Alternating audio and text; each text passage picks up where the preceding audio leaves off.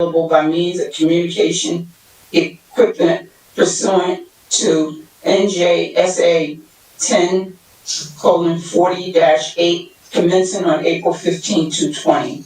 Though there may potentially be a practical need for a limited number of administrative, technical, or other city personnel to be present in or near the council chambers, third floor, City Hall, 155 Market Street, Patterson, New Jersey, in-person participation of the public is prohibited.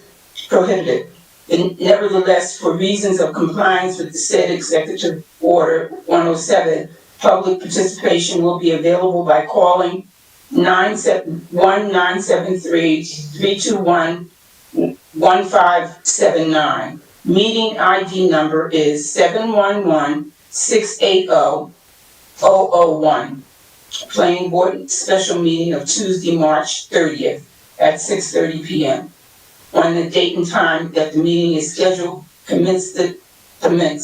The public may also participate in the meeting by accessing the website of the City of Patterson, www.pattersonnewjersey.gov, and following the email link for the meeting, www.pattersonnj.gov/planning board. On Tuesday, March 30th, 2021, there will be a special meeting of the planning board, which will be held at 6:30 p.m. The following matters will be heard.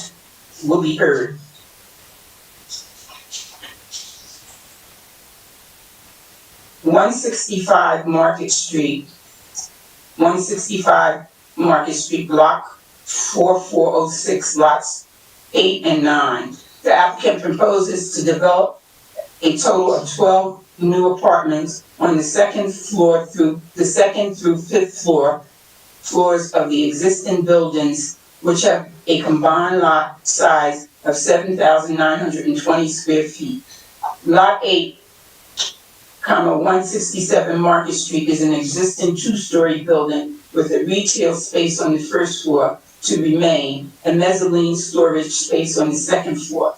Lot 9, 165 Market Street is a 5-story building with a retail space on the first floor to remain, 4 floors of office space above. The applicant proposes to construct 1 studio unit, 1 bedroom unit, and 1 2-bedroom units on each of the second through fifth floors for a total of 12 units. New lobbies and exterior access will be constructed at 165 Market Street with access onto Colt Street for the residential units. A new interior stairway for the upper floors is to be constructed within 167 Market Street to provide secondary access. Access to the secondary stairwell is to be obtained from 165 Market Street through a new stairway access point located within the existing interior access lobby at 165 Market Street. The properties are located on the northeast corner of Cold Street and Market Street within the B4 Central Business District. A parking variance is requested as 22 off-street parking spaces are required and 0 are proposed. 2,400 square feet of open space is required and 0 is proposed. And the 4 2-bedroom units are below the minimum square footage required. Requires site plan approval and bulk variances. Chairman Brooks, if I can just interrupt 1 second before you can call for Michael's report. I guess there was a bit of confusion because we voted on your chairmanship this evening and we didn't actually do the roll call. So if I could just do the roll call real quick. Oh, I'm sorry. All right, thank you. Commissioner Brooks? Yes, here. Commissioner Ahmed? Commissioner Ahmed? Here. Commissioner Ceballos? Here. Commissioner Santana? Present. And Commissioner Figueroa? Present. Okay, thank you. We have 5. Madam Chair, you can continue. My apologies.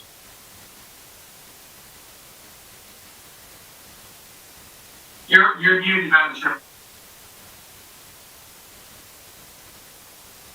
All right, the application this evening is at 165-167 Market Street, property located at 165 Market Street, lots 4406 and lot 8 and 9. The attorney representing in this application is Alan Malaconda. Mr. Malaconda is here and present. You ready to, okay. Yes, good evening, Commissioner, and, good evening, Madam Chair and Commissioners, excuse me. We are ready to proceed. Thank you for hearing us on a special meeting basis this evening. We are ready to proceed. We'll be calling the Office of Bleecker Architectural as well as the applicant this evening. Thank you. Okay, thank you. Okay, the applicant proposes to develop a total of 12 new apartments on 2nd through 5th floors of existing building which have a combined lot size of 7,920 square feet. Lots 8, 167 Market Street is an existing. Madam Chair. Do we have to read this? No, you don't have to read it again. No, that's Okay, all right, good. We just did it in reverse order. We're good. Okay, good, okay. Mr. Malaconda, I'm sorry. Mr. Dortch, are you prepared to Yes. read your, okay. Thank you, Madam Chairwoman. Property taxes and sewer charges are paid to date. Persons having a 10% or more ownership interest in 155-167 Market Street LLC are Mahmoud Aditala, providing an address of 202 Jefferson Street, Passaic, New Jersey. Bleecker Architectural Group has prepared a location survey dated June 20th, 2019. The survey indicates a 4-story building and an adjacent 2-story building. But as the 2-story building has a high interior ceiling, it is similar in height as the adjacent 4-story building. The building is located at the northeast corner of Market Street and Colt Street. The combined parcels have frontage of 75.7 feet on Market Street, and additional frontage of 98.58 feet on Colt Street. Building covers one parcel total area of 7,919 square feet, or 0.9% of an acre. Bleecker Architectural Group has prepared a 7-page site plan with revisions to October 2nd, 2019. First page is the title sheet and indicates the tax map, zoning ordinance data, notes, and the drawing schedule. Drawing SU-1 is the location survey. Drawing SP-1 is the site plan. The proposed site plan indicates that the building is built up to all of the property lines. The parcel is rectangular shaped. Drawing EX-1 are the existing floor plans and exterior elevations. Sheet number A1 are the proposed floor plans. The existing first floor plan indicates a furniture store occupying both buildings' first floors. Also indicated on the first floor are offices, storage areas, and lobby spaces. There's one access point on Colt Street and 2 access points on Market Street. No basement space is indicated in either building. In addition to 3 elevators, the building has 3 internal stairs. The existing upper floors indicate office and conference space. Drawing A-1 is the proposed first floor plan. The first floors of both buildings will continue to be used for retail, furniture, store space. Modifications to the first floor include renovating the access point at Colt Street to include a utilities room, a trash room, and an area to collect mail. From the corner building on Market Street, a new interior stairway is proposed with an access door to the right of the new vestibule entrance. Of the 12 units proposed on the 2nd through 5th floors, 4 are studio units, all containing 390 square feet. 4 are 1-bedroom units, all containing 600 square feet, and 4 are 2-bedroom units, all containing 867 square feet. Drawing A-3 indicates the internal stairway tower section accessible from the new vestibule Market Street corner building lobby. The downtown Central Historic District is an overlay zone within the B4 zone. Patterson Master Plan encourages, and the zoning ordinance has been amended to reflect that residential units are permitted use in the B4 zone of the city. Any alteration to the exterior of the building requires approval from the Patterson Division of Historic Preservation. The application has been submitted to the Historic Preservation Commission. Planning and Zoning Division has been informed that the applicant has submitted plans for review and that a letter with comments will be prepared prior to the meeting date. The review can be done administratively by the commission director. The commission is reviewing elevation drawings dated June 20th, 2019. The minimum square footage for a two-bedroom unit is 900 square feet, and the 4 two-bedroom units contain 867 square feet each. 2,400 square feet of open space, amenity space is required, and 0 is proposed. A parking variance is also requested. Studio and one-bedroom units in multifamily buildings require 1.8 parking spaces per unit. Two-bedroom units require 2 parking spaces per unit. As 4 studio units, 4 one-bedroom units, and 4 two-bedroom units are proposed, 22 off-street parking spaces are required. As no off-street parking spaces exist, a parking variance is requested. Patterson Parking Authority is able to provide off-street parking in both surface lots and parking decks to apartment renters and owners residing within the central business district. Public transportation is available within this area, and the nearness of business and retail services promotes walkability and reduces the need for each resident to maintain a vehicle. As per prior conditional approvals, the applicant will agree to determine with the building occupants what an adequate number of parking authority spaces are needed and arrange an agreement with the parking authority. The cost of same to be negotiated with those needing full-time parking provided by the authority and the building owner. As the building was completed about 1909, when the motor age was in its infancy, the upper floor offices were most likely visited by people walking, by trolley, or possibly by horse and carriage. The perceived lack of off-street parking, especially for rehabilitated buildings, should not act as an impediment to redevelop the downtown of the city into a safer 24-hour vibrant downtown center. Any change in the occupancy of the first floor rental spaces shall first be reviewed for compliance by a City of Patterson zoning officer to determine if the proposed use is permitted within the downtown central business district. The residential units shall not become occupied until a certificate of occupancy for the building is obtained from a City of Patterson zoning officer. Any proposed sign shall be in conformance with section 500-8 of the Land Development Ordinance. Prior to final approval, the applicant shall obtain city engineering approval. Surrounding land use. This proposal is in the central business district of the city and across the street from City Hall. The building was built in 1909 as the second National Bank building. The surrounding neighborhood is composed of many older buildings first built as commercial structures with commercial uses on the first floor and offices and/or retail or storage above. There is evidence that some buildings in the area have existing residential uses on the upper floors. Although the first floor uses are still commercial, many of the upper floors are now used for storage or are vacant. Patterson Master Plan encourages the adaptive reuse of the upper floors of buildings in the central business district for urban residential living in order to create a more active 24-hour downtown and additional economic and commercial activities as a result. In conclusion, the applicant estimates the cost of this proposal at approximately $750,000. That's your staff review for this proposal, Madam Chairwoman.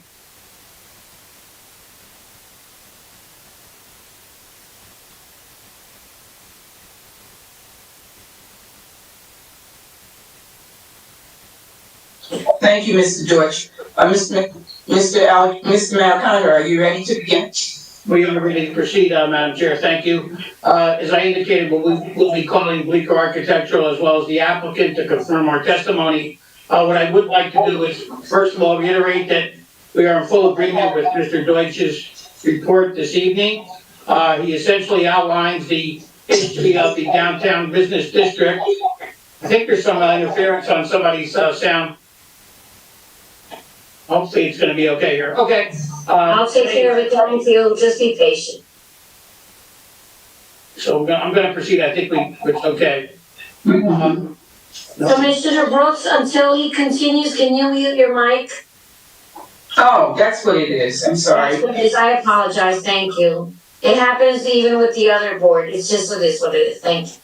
Right, so as I indicated, this proposal is, as Mr. Deutsch indicates, very much in keeping with the history of the downtown business district.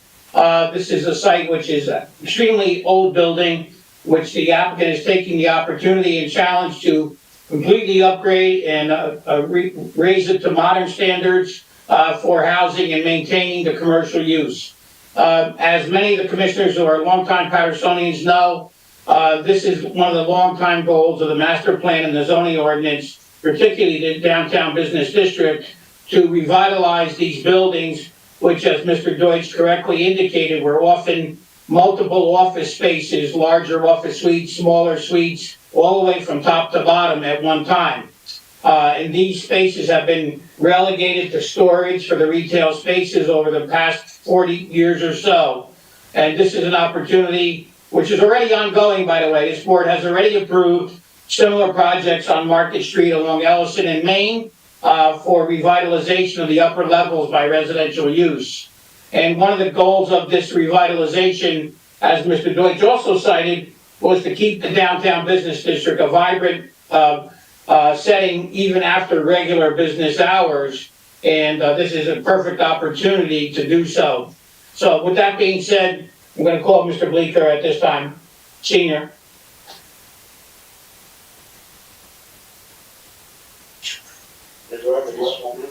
Yes. Please raise your right hand. Do you swear upon testimony you're about to give is the truth, the whole truth, and nothing but the truth? Yes, I do. Mr. Bleeker, state your name for the record again and your professional licensing. Yeah, my name is John Bleeker. Our business address is 275 Belmont State Avenue. your full name. John Bleeker. It's Bleeker. Okay. Our business address is 275 Belmont Avenue, Gilden, New Jersey. I'm a licensed architect for over almost 40 years now. Testified in front of your board multiple times as an expert, over 2,500 times, maybe more. We'll accept you as an expert. Thank you, Mr. Bleeker. Mhm. Okay, thank you, Mr. Bleeker. Mr. Bleeker Jr. has posted the site plan with respect to the proposal this evening. So based on my opening, you can take it from here with regard to the proposal that we're presenting. I'd be glad to. Madam Chair, members of the board, I would like to, I'm going to explain the project as best I can, but I think it's already been very well delineated with your planner's comments, Mr. Deutsch, and actually the applicant's attorney, Mr. Mariconda. I think you got a good flavor of what we're trying to do with this application from a general standpoint.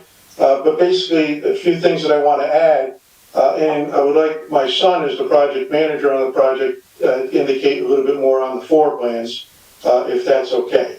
But Sure. Thank you.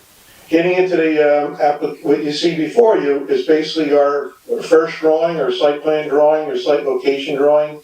And the most notable feature that I wanted to point out, and I'm sure the board already knows, is this is right across the street from City Hall building. So, as everybody knows, you attend City Hall, you know that you come past this building and you see this building all the time. It is very, very important to not only us, but my client, that we preserve the incredible history that this building has from an outside, area or a facade.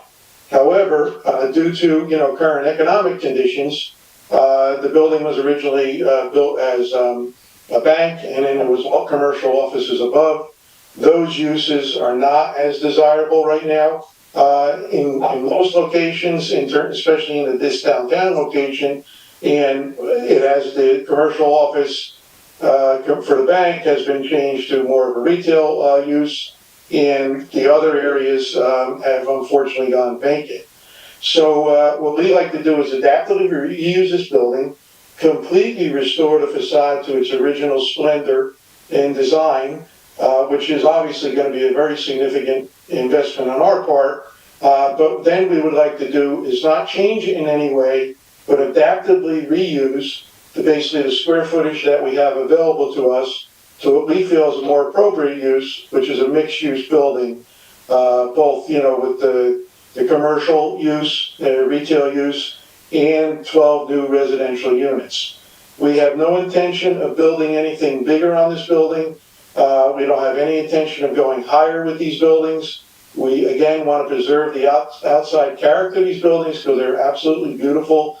But as all old buildings, they need maintenance. And they some of the, before we have owned them, there was some neglect with the maintenance part of it because of their change of ownership.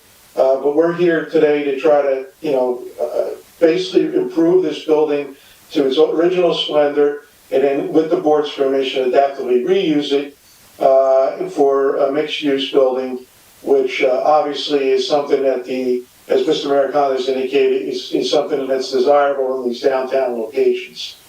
So one of the other reasons, I know we a lot of times do outdoor space on the rooftops, but again, because of the architectural history of these buildings, and you can see the drawings up in front of you now, which are the exterior elevations, we don't want to put anything above the roof line. We don't certainly want to continue an elevator, a new elevator per passenger elevator that's going to be required for this building to actually penetrate above the roof line if we were going to have access to the roof, just to provide the outdoor recreation that your ordinance requires. So we are asking for the board's consideration to give us a variance for that, for those special reasons.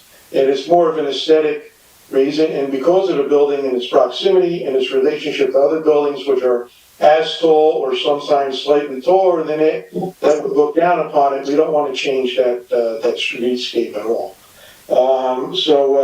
Usually, we do present that in our applications, but in this case, I feel strongly that we would like to omit that. Again, because we are changing use, and that requirement obviously would be triggered. There is no off-street parking whatsoever for this application. I know we need 22 off-street spaces. This is extremely common for all buildings in this area. We don't have any available property on the site because it's basically currently fully developed with this building, and we're going to maintain that. We're not going to change that. And then there was a slight, I know there's a slight, we're asking for a slight variance to the size of the two-bedroom unit. I know minimum requirement for your zone and for this type of building and this type of adaptive reuse is 900 square feet for a two-bedroom. We are just about 33 square feet shy of that in 4 units, I believe. We do believe that's a de minimis consideration. We do believe that the units are very nicely sized for downtown location. We're able to fit everything in code compliance with regards to ADA and access in terms of accessibility. And again, we don't want to make this building any larger than it is. So therefore, we are stuck with the size that we have. And again, it's only 33 square feet. It's less than a closet size in some cases. In terms of what we're short only on the two-bedroom units. But the units lay out very well. There's adequate light, ventilation, and obviously the room sizes are all within your minimum standards. All the other units, the studios and the one-bedrooms, are all in compliance or exceed compliance in terms of square footage. Mr. Bleeker, with respect to our parking variance, as you alluded to, almost none of the buildings downtown have on-site parking. We have worked in the past with the Patterson Parking Authority with respect to cooperative agreements as the needs arise between the tenants and the applicant and the parking authority. So would you be comfortable that that parking authority type of arrangement would suffice with respect to this site? It absolutely will, and the board has obviously heard this argument before, but it's a true argument. I mean, the bottom line is, this is an adaptive reuse for this building. Instead of having commercial uses on the upper floors, which unfortunately are not a viable option in terms of the market right now, that would bring people, if it was, that would bring individuals down in the building on normal working hours, which is from 9 to 5. Now, if we change that, and obviously we have residential units, the actual parking need would actually become less than that, and it usually would join from like 4:30, 5 o'clock throughout the night, and then into early morning. Now, we obviously know we've learned a few new things with COVID, and there's obviously some changing and restructuring where people are now working from home. But again, mass transit is available right on our street corner. We don't feel that there's going to be a lot of people coming to this location, to move into this location that actually has a car, number one. And number two, if they do have a car, the parking authority is more than willing to lease us whatever spaces we need to accommodate those individuals, and we feel that's more than adequate. And we do feel that the peak demands of the parking that's required will be all set because of the difference in the use. Right, and again, as you indicated, the major bus lines transverse right in front of City Hall, several of them. And of course, how far are we from the main train station? About a block or so, is that correct? Yeah, you're within walking distance of the train station, for sure, a nice walk actually. And you can probably stop and get a coffee on the way as well, so. There you go, so all forms of mass transportation readily available. And again, the availability of the parking authority, who has worked with various applicants in the downtown business district in the past. So that being said, I don't have any further questions of Mr. Bleeker Senior at this time, Madam Chair. Okay, I'll open it up to the, how many people, well, I guess we should just open it up to the public and, see if we have anybody that in the public that wants to, ask questions of Mr. Bleeker. Okay, I'm gonna give out the telephone number and the ID number at this point to the public. Anyone that has questions to Mr. Bleeker regarding his, testimony to the outline of the building, any questions as far as his testimony is concerned that can be asked at this point. Any other questions should be held until the end of the meeting, and you can have your comments at that time. You can reach us by calling 973-321-1579. The meeting ID number is 711-680-001. We'll wait 3 minutes. You have 3 minutes to call. Thank you, Chairwoman. I will advise yourself as well as the staff of the time frame and any callers. Thank you.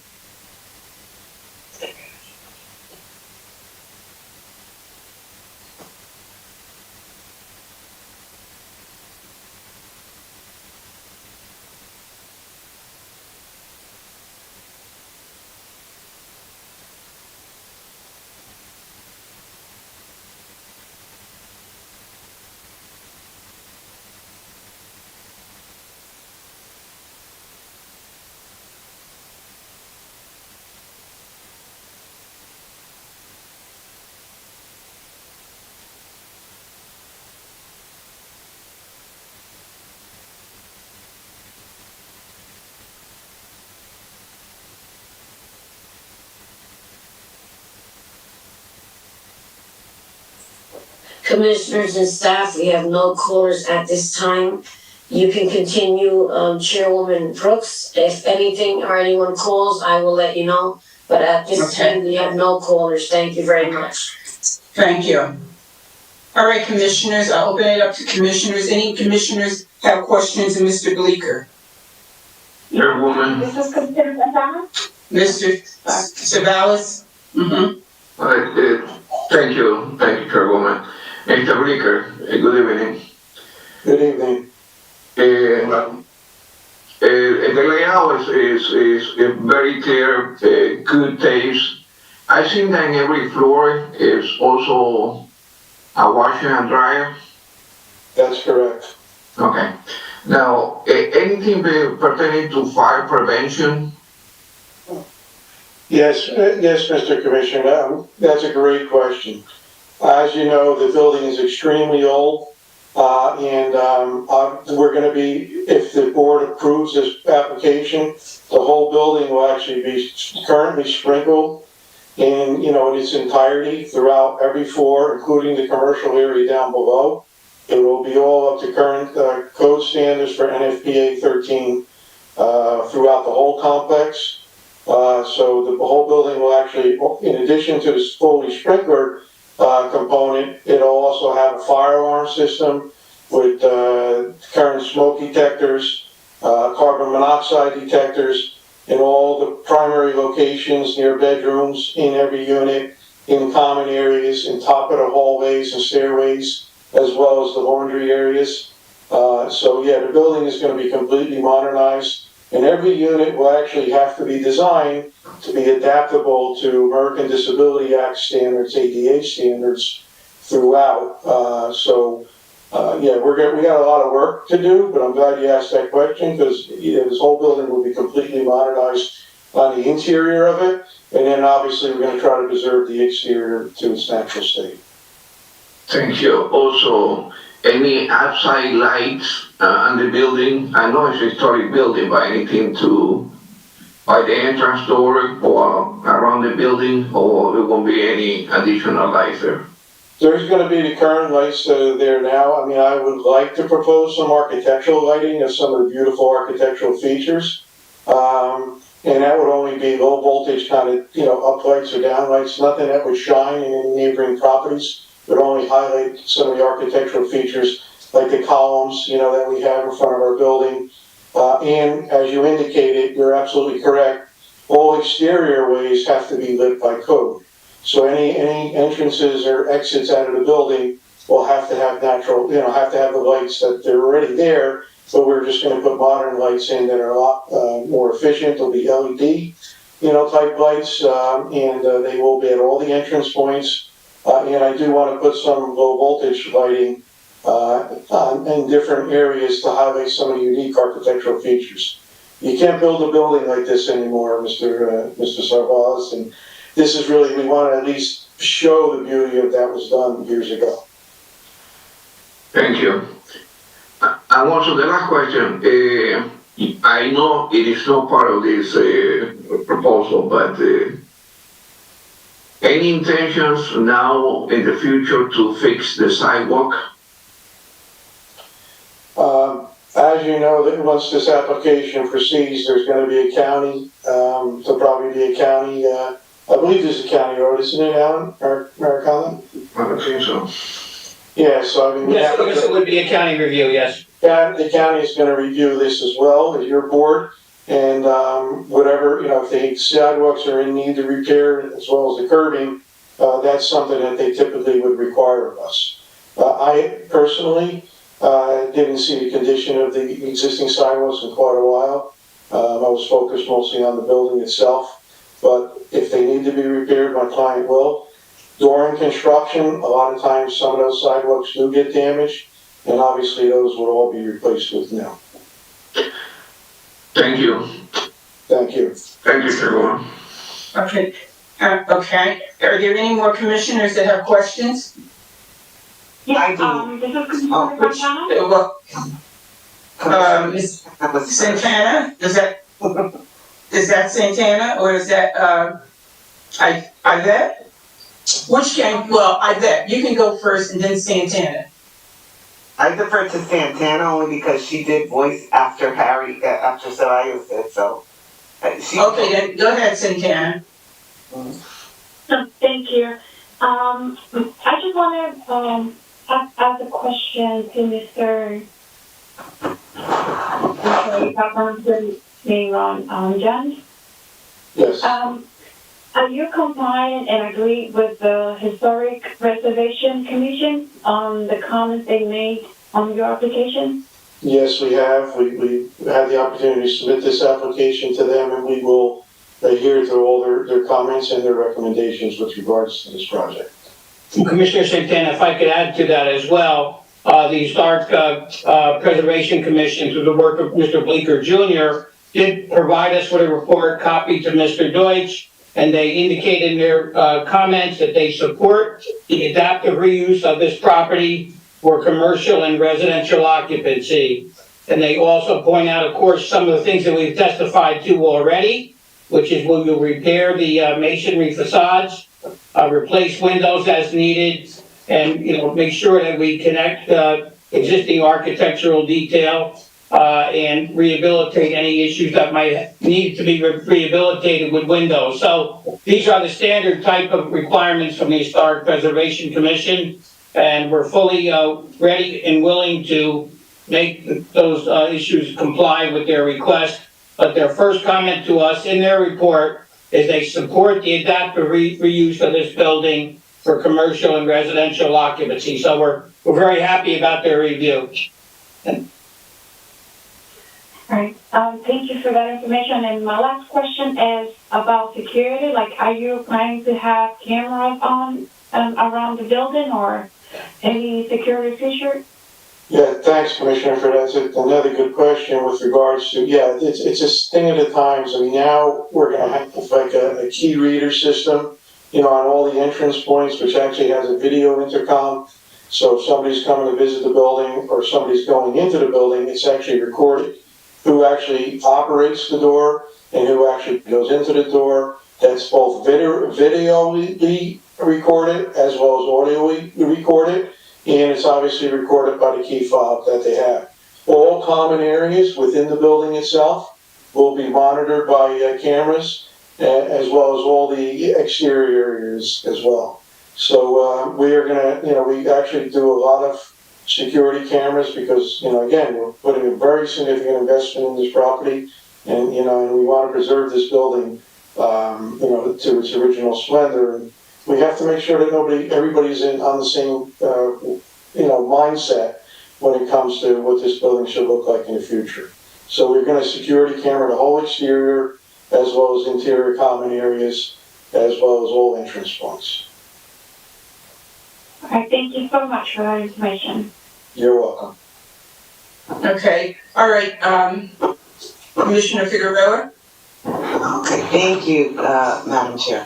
I actually, Commissioner Santana posed the questions that I was gonna ask. I'll just go into a little bit more detail as far as the historical limitations on the infrastructure. Are there any, issues like is there going to be soundproofing in some of these units? As someone that lives in one, I think that's a big deal.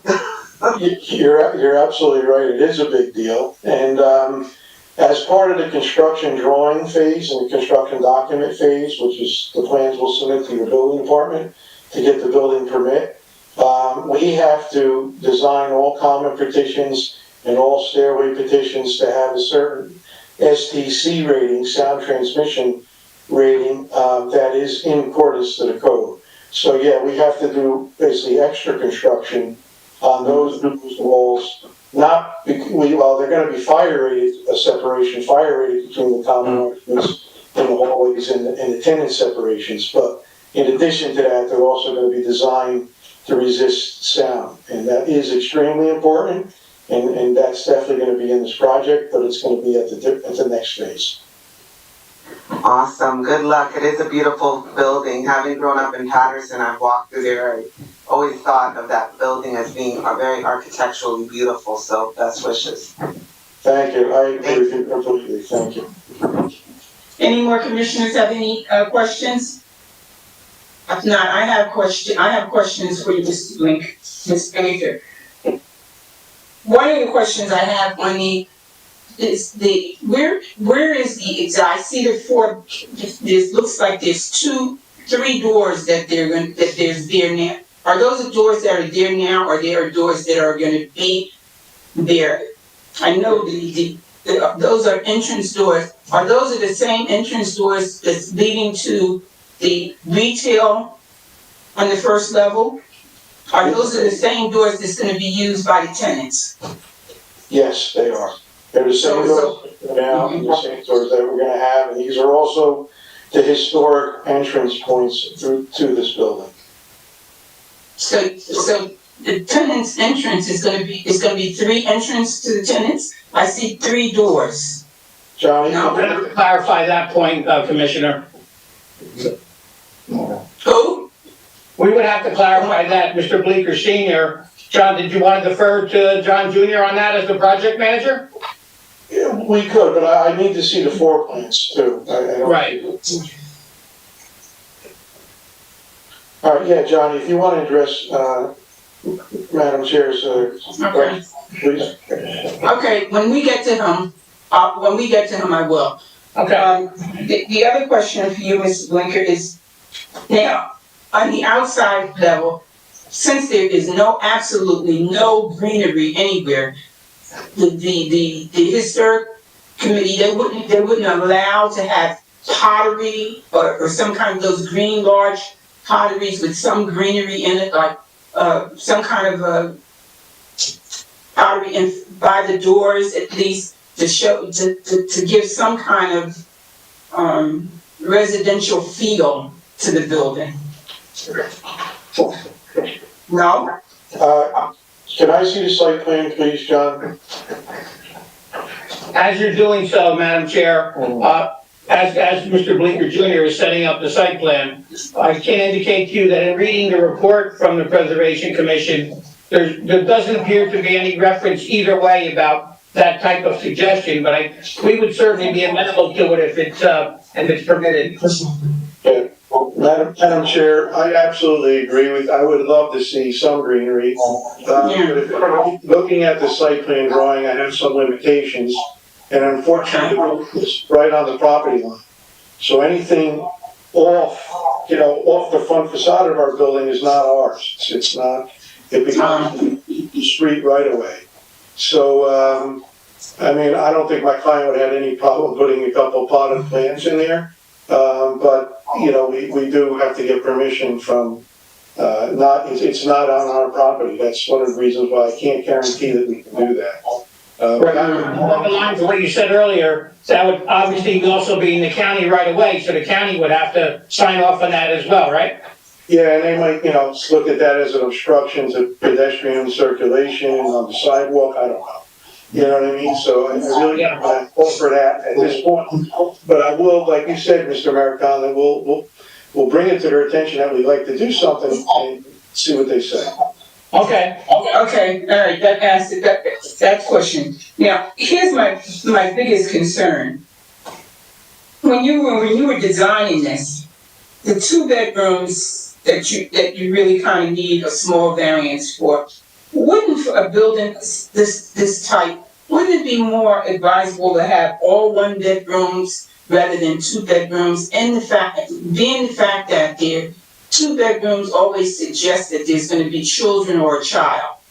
It seems to me that it would have been a much more feasible situation if you did all 1 bedrooms, because at least all 1 bedrooms would probably be like adults only, like a studio and the 1 bedroom. I think that's a perfect idea. I think this is a wonderful project, but I just can't see 2 bedrooms because now if you have children, people with 2 bedrooms are going to have children. There's absolutely no way that children would be fit for this building that I can see. I mean, there's no open space for them. There's no yardage.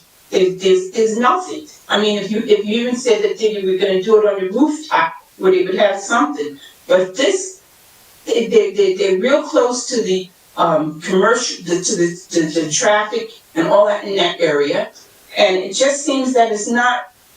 To me, as a planner, I would see this as being detrimental to kids. I mean, I think it's a wonderful project. I just don't see the 2 bedroom part.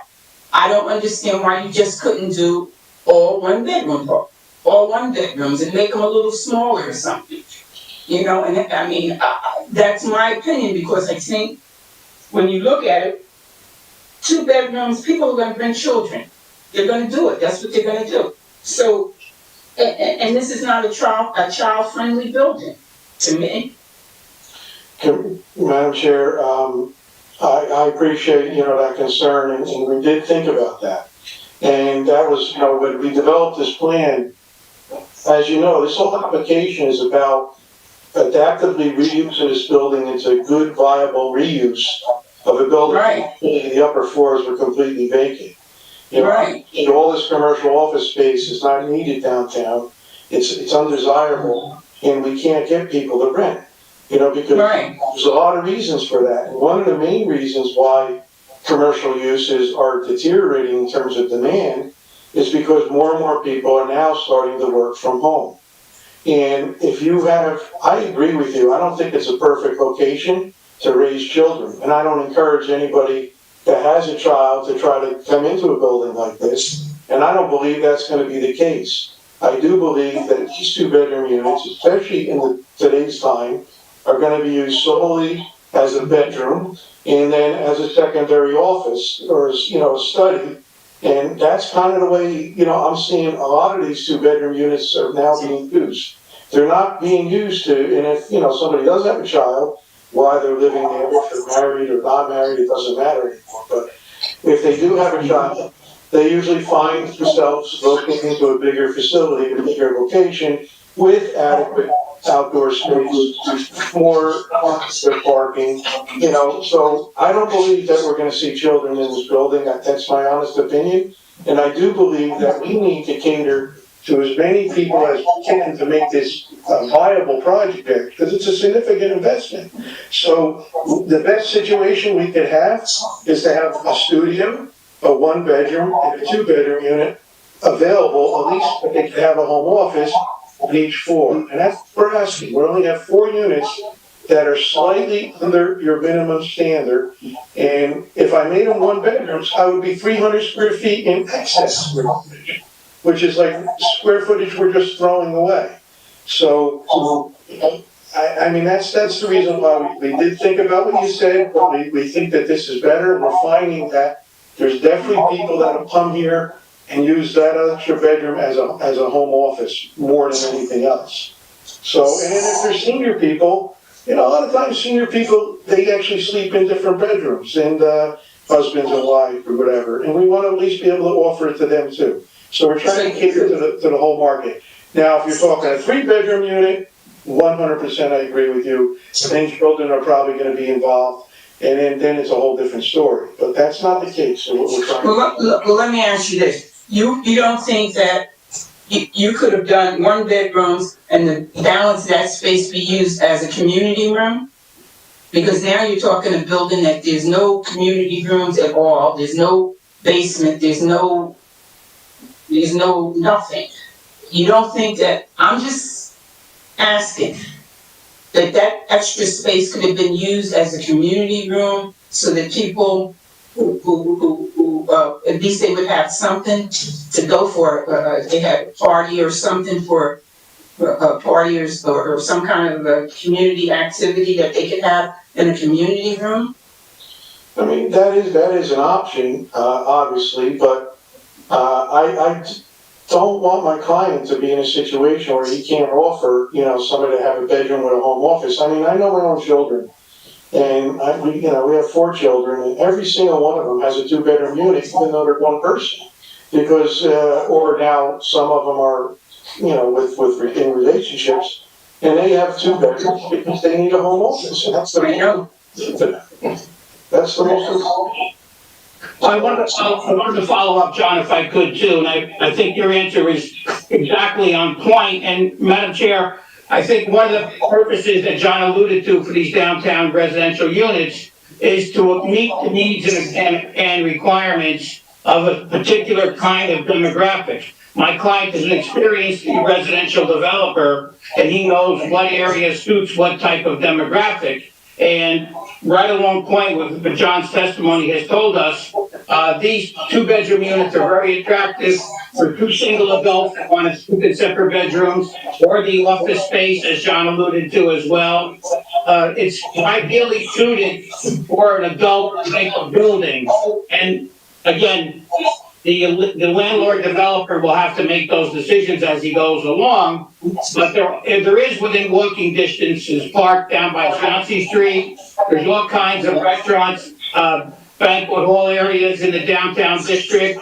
There's some nice areas to walk. We're a short walking distance from the Great Falls Historic District, which is a beautiful national park. So there is open space within walking distance of this site. And that's about as nice a beautiful site as you can get to have some open recreational space within the area of your residential location. So, and again, we've got the community college down there, which offers all kinds of programs for adults. So we think that this is the kind of building that has been very successful in many of the metropolitan cities along the East Coast. Philadelphia, Baltimore, Boston, New York, parts of New York City.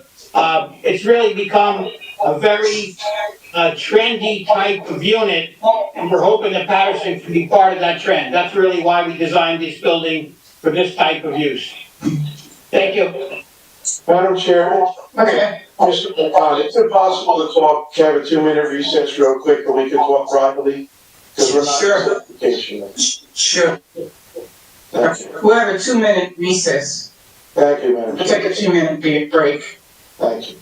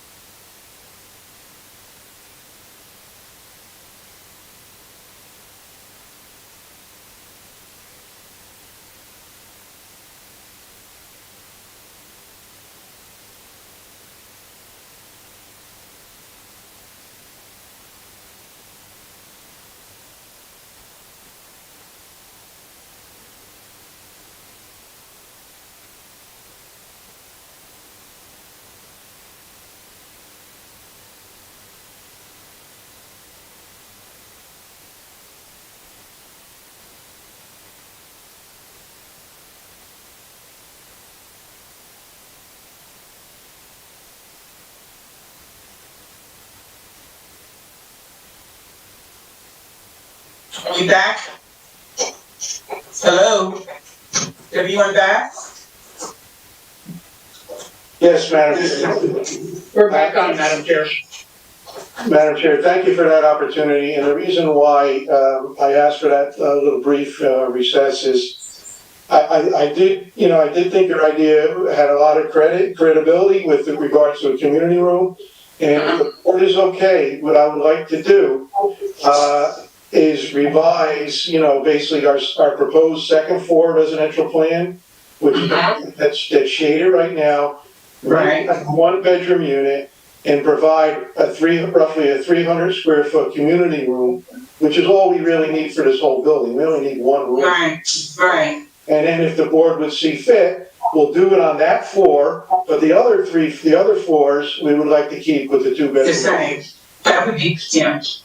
So I think it's a great point that you brought out. We would, having a community room in a building is a nice feature, but you only need one at that size. That's true.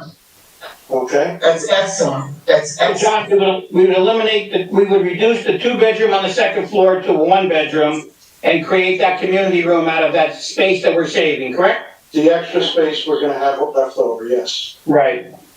Excuse me, Mr. Maricondo, can you repeat that for me, please? A little slower. Okay, we're gonna let John repeat it on the record. Reduce a 2-bedroom to a 1-bedroom, On the second floor, yes. Second On the floor. second floor. okay? Okay. And when we reduce, we're gonna reduce the 2-bedroom unit from 867 square feet to 600 square feet. Okay, And the extra 267 square feet will now be utilized as a community room. Community room. Yes. I'm sorry, you're gonna have to repeat that, somebody spoke. So Okay. they reduced the 2-bedroom from 867 square feet to 600 square feet, and the extra 267 square feet to, So will be utilized as a new community room for the building. And the reduction of the 2-bedroom unit becomes a 1-bedroom unit. So in other words, reduce the 2-bedroom unit to 600 square feet, 1-bedroom unit.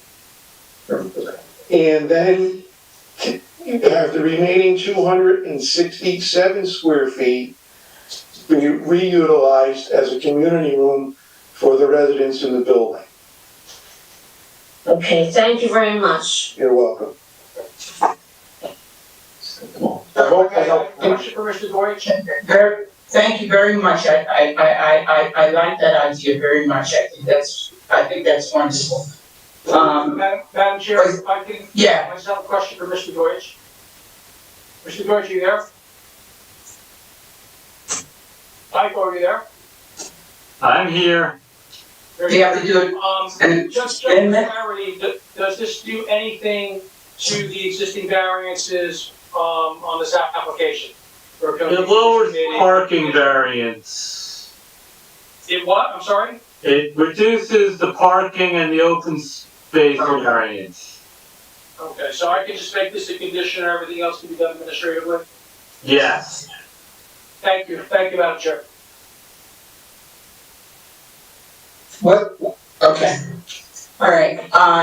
Okay, that concludes Mr. Bleeker's, testimony, and we now go back to you, Mr. Maricondo. Thank you very much. We're gonna call the applicant at this time just to ratify and confirm the testimony that's been presented.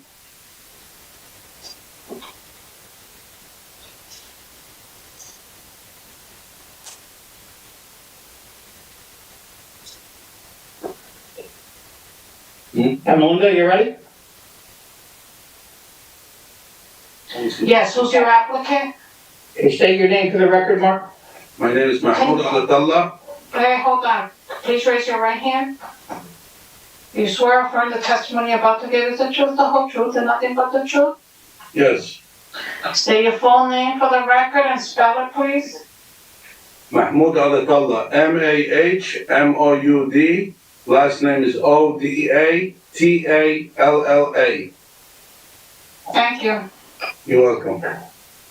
Okay, Mr. Odatalla, you are the principal owner of 165, 167 Market Street LLC, is that correct? Yes. You, of course, have heard all the testimony tonight by Mr. Bleeker, as well as Mr. Deutsch's report and my comments. Yes. And based upon the dialogue with the commissioners, you're in full agreement with that testimony? Yes. We made a modification that talked about reducing one of the two-bedroom units on the second floor to a one, thereby creating a community room space on that floor. You're agreeable to that? Yes. Okay, and we talked about the fact that the Historic Preservation Commission has recommended the approval with some reminders about what items have to be upgraded on the aesthetics of the building. You're in agreement in making all those improvements that are necessary for the Historic Commission? Yes. Okay.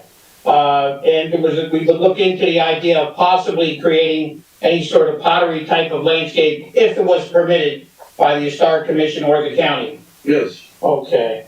And essentially that's it. You have experience in residential real estate as well? Yes.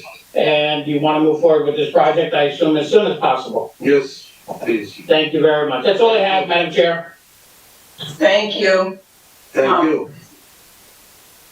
Mr. Maricondo, you don't have any more witnesses, or do you have someone else running? No, actually, we were able to cover the entire testimony with John Bleeker Senior. Okay. At this point, we're ready to go. We're ready to close. Whenever, Okay, let me do- public, of course, Yeah, let me just do the public. Okay. Okay, ladies and gentlemen of the public, we're opening up now questioning of Mr. I'm gonna mess this man's name up. It's Owner of the building, Mr. Alcala. Mr. Alcala. You- We're gonna open up questions for him now. You should call in at 973-321-1579, and the meeting ID number is 711-680-001. You have 3 minutes to contact us for your questions only. For this witness. Sure.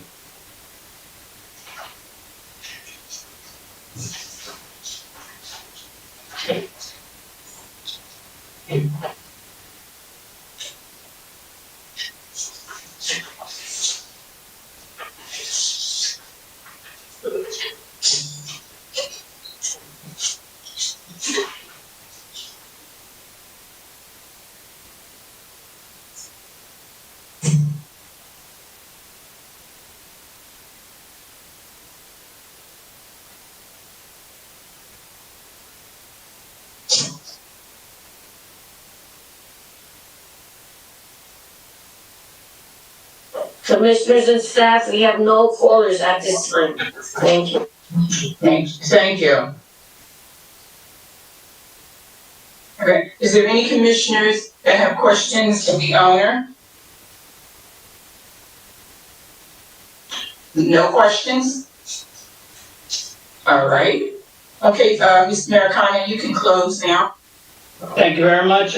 We appreciate the commissioners again hearing us on a special meeting basis. We thank you for the input that we received this evening. I think everyone can take, is aware of the long history of this building and the opportunity that is before us to revive it in accordance with the master plan, the zoning ordinance, and really what's been intended for the downtown business district, as I alluded to in my opening comments, for over 40 years now. And this is the key to revitalizing downtown, one of the keys at least.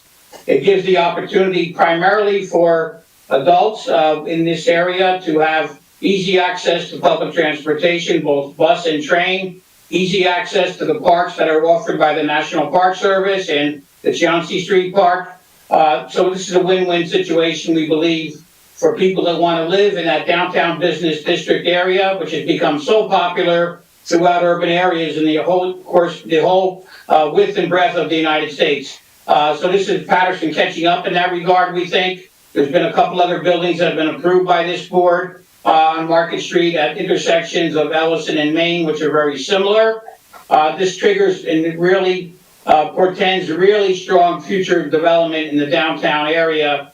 And this hopefully will be one of the linchpin buildings in that progress. We think that the amendment to create a community room is a good one. We think that housing units will be welcomed by people that want to afford themselves a downtown living. And we thank the board for their consideration this evening. Madam Chair, before you call for a vote, I would like to just put the condition, state the condition clearly so the commissioners, if so inclined to make a motion to approve, they would know what to add as a condition, if that's okay with you.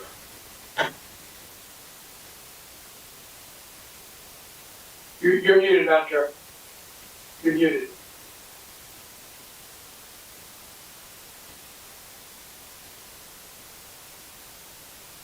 Madam Chair, you're muted. We can't hear you. You're muted. Okay. Here we go. I'm sorry. I was going to say that the one condition that I think it should be there, it says that the second floor apartment 2-bedroom unit will be redesigned into a 1-bedroom unit at 600 square feet, and that the balance of that area of 267 feet would be used as a community room. Right, and that was on the second, and that was on the second floor. Then the second floor. Correct, that would be. Okay, so that should be a condition. Correct.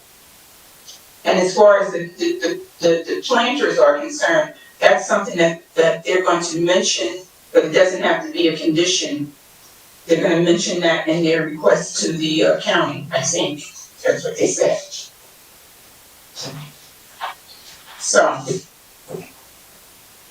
is there any commissioners ready to make a motion?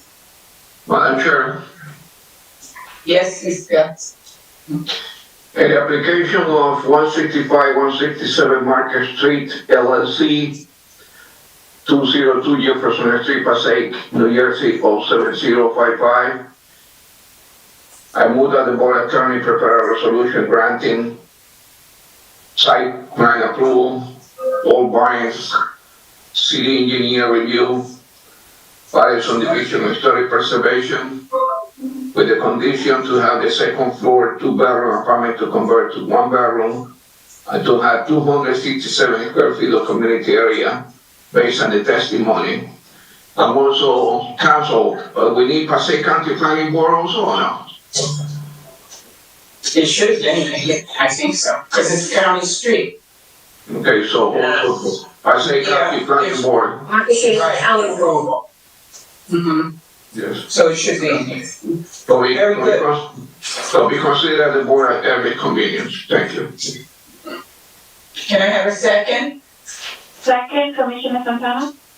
Okay, second by, Santana. Can we have a vote, Madam Secretary? Yes, you may. Commissioners, Commissioner Ahmed, Yes. Commissioner Brooks, Commissioner Savalas, Yes. Commissioner Santana. Yes. One moment, I'm missing someone here. Commissioner, I'm really sorry here, but I'm missing someone. Commissioner Figueroa. Yes, I have her, thank you. No, I'm sorry, Commissioner Figueroa, Yes. thank you. And, Chairwoman Brooks, Yes. thank you very much. This application has been granted. Yes. Very much. Thank you. Thank you. Thank you, everyone. Yes. Thank you.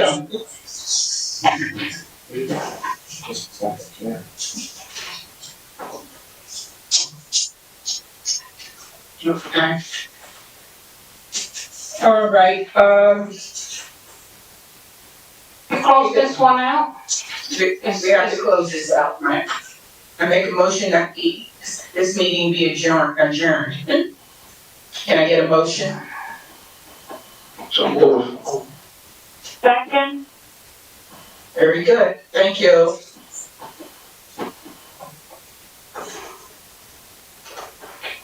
Can you give me 2 minutes? Sure.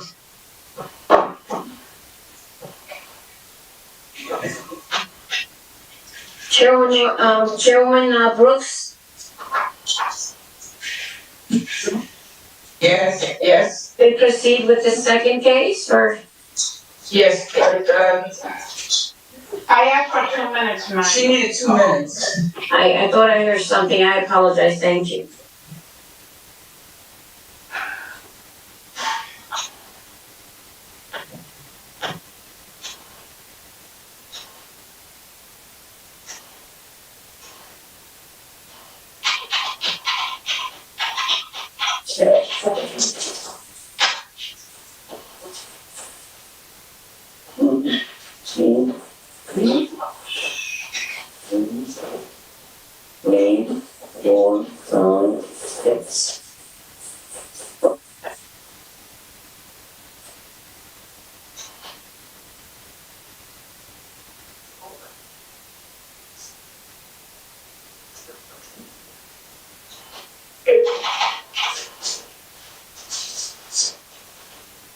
Hello? Al, you prepared for the Rezos? You're not muted.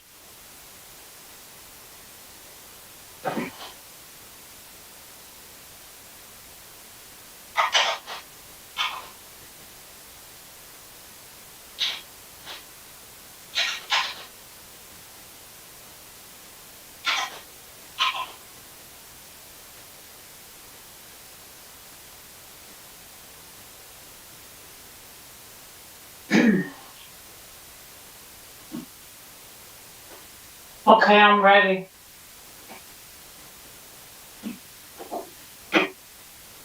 All right, we're gonna, begin the meeting. Guess we have to have the flag salute first. Yes, Madam Chair, City of Patterson Planning Board meeting of Tuesday, March 30th at 7 p.m. Via webinar session will begin.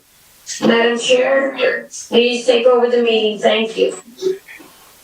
Okay, we're first gonna do the flag salute. Then stand, flag salute. I pledge allegiance to the flag Flag of the United States of America and to the republic for which it stands, one nation, under God, indivisible, with liberty and justice for all.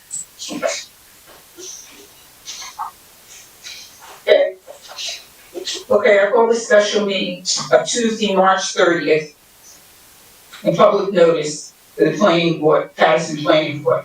Notice pursuant to the Open Public Meeting Act addressing the effect of coronavirus measures on the next public meeting. Consistent with coronavirus related restrictions of Executive Order number 107, given on Saturday, March 21st, 2020, by Governor Philip D. Murphy. The planning board of the city of Patterson will not conduct in-person participation of the public at all future meetings until further notice. However, the public participation will be available by means of communication equipment pursuant to NJSA 10-4-8, commencing on April 15th, 2020.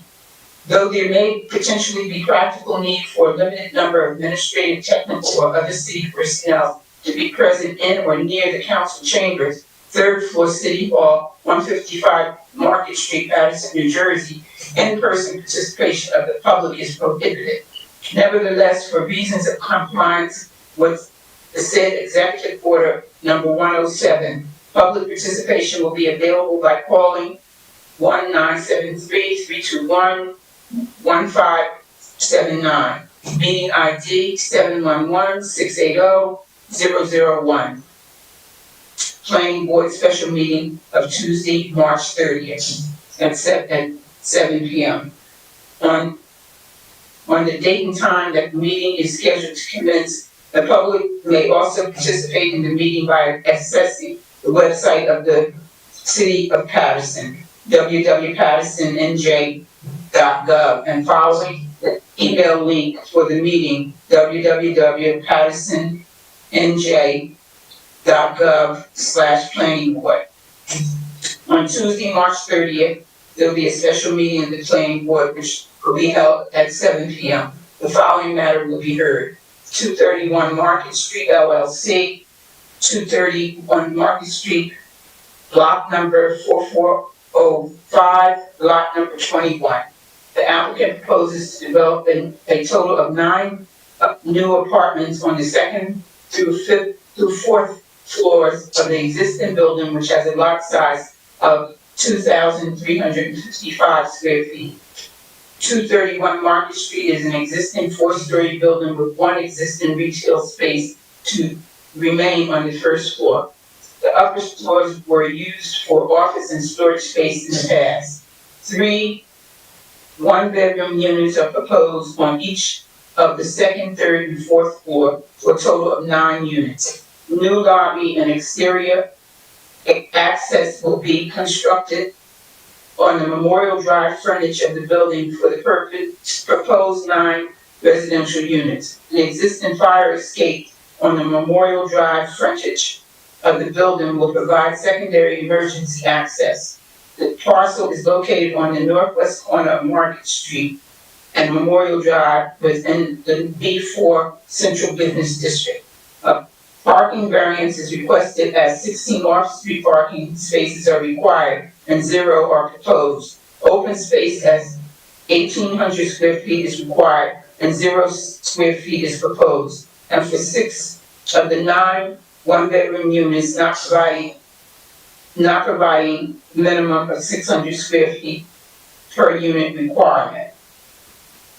Requires site plan approval and bulk variance. Okay. Thank you, Chairwoman Brooks, may I call the roll, please? Yes, please. Thank you. Commissioner Fisher is absent. Commissioner Ahmed?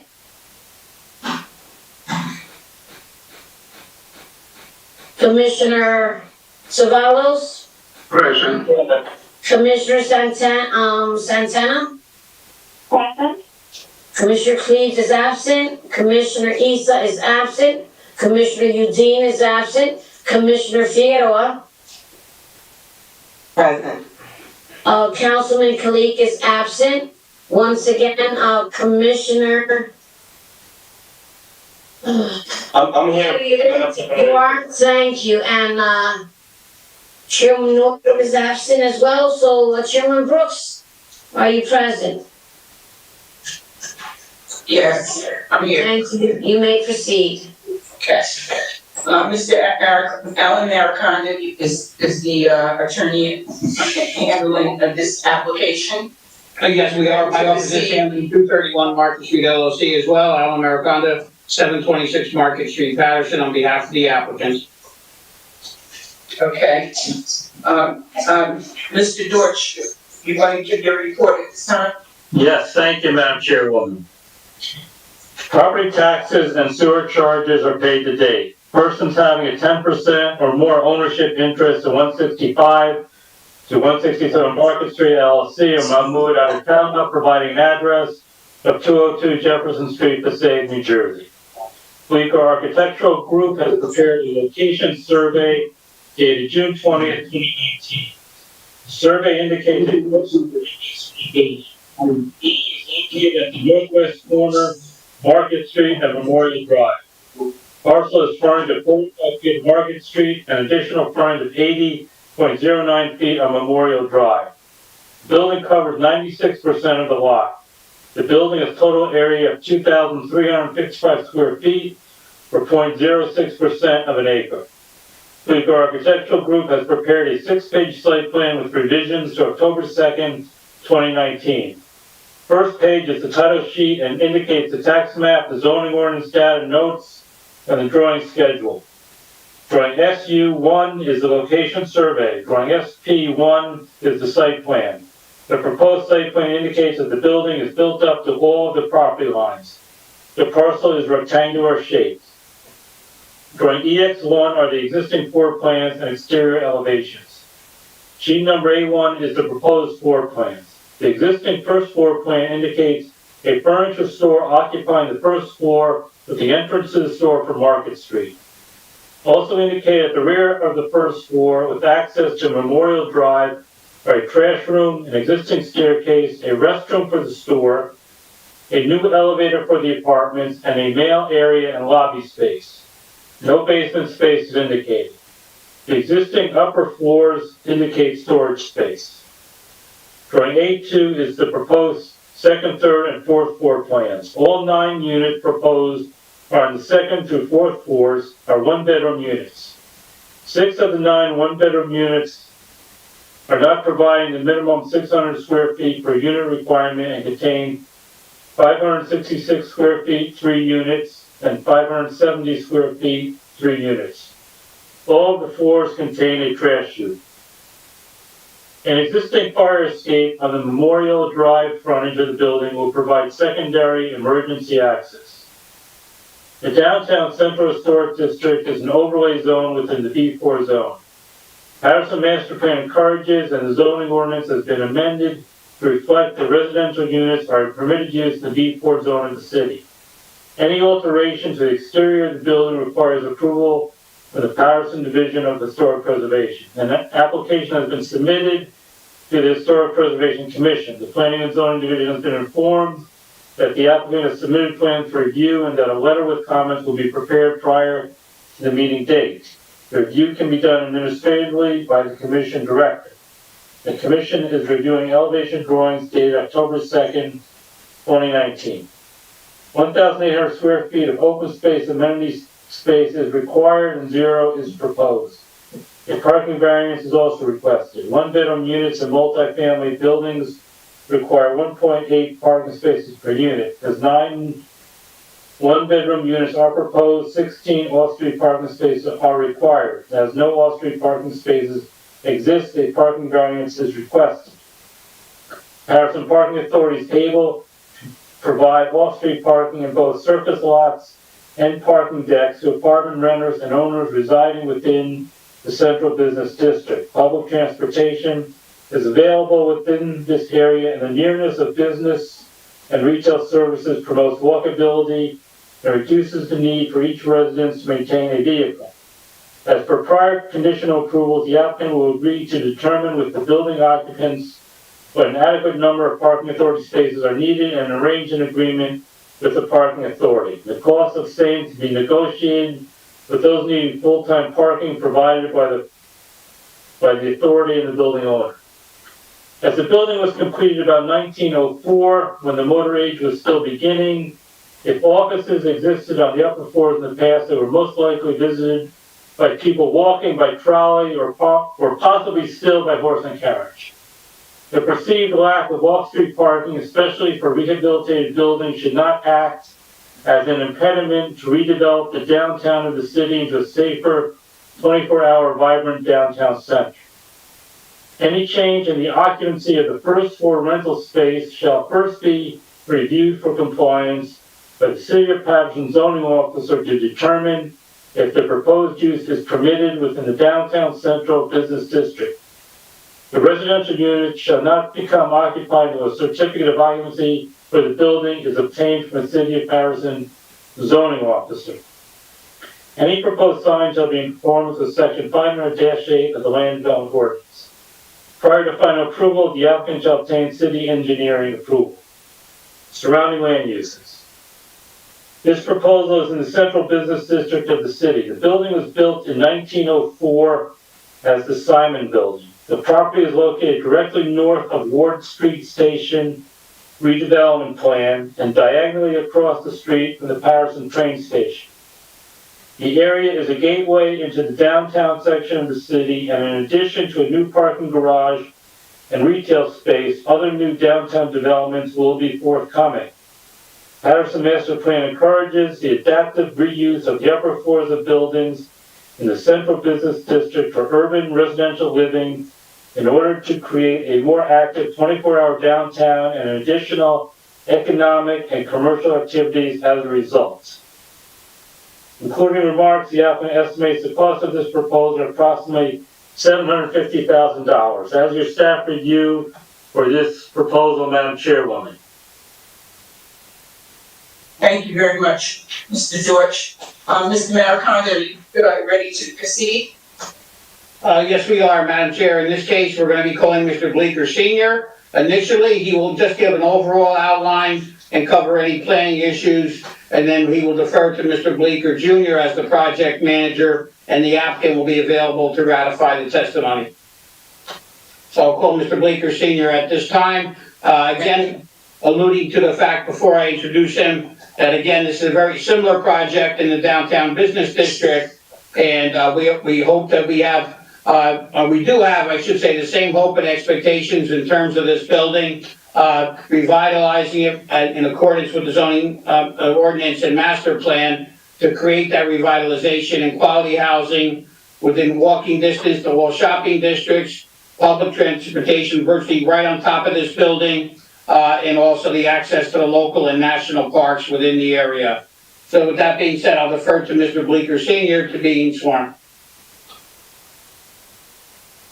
Thank you. Please raise your right hand.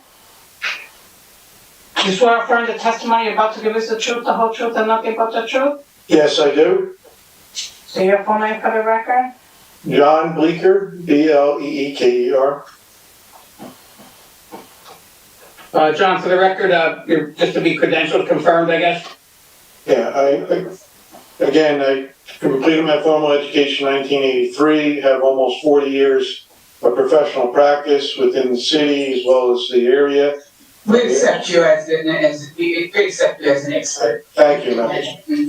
Thank you very much. Mr. Bleeker, as I alluded to, you can give us, you've heard Mr. Deutsch's report. We know this is similar to the prior project, but you give us the framework of what the applicant is doing, and when you're ready to hand it off to John Bleeker Jr., just let us know, and then we'll open up the questions for you then in between.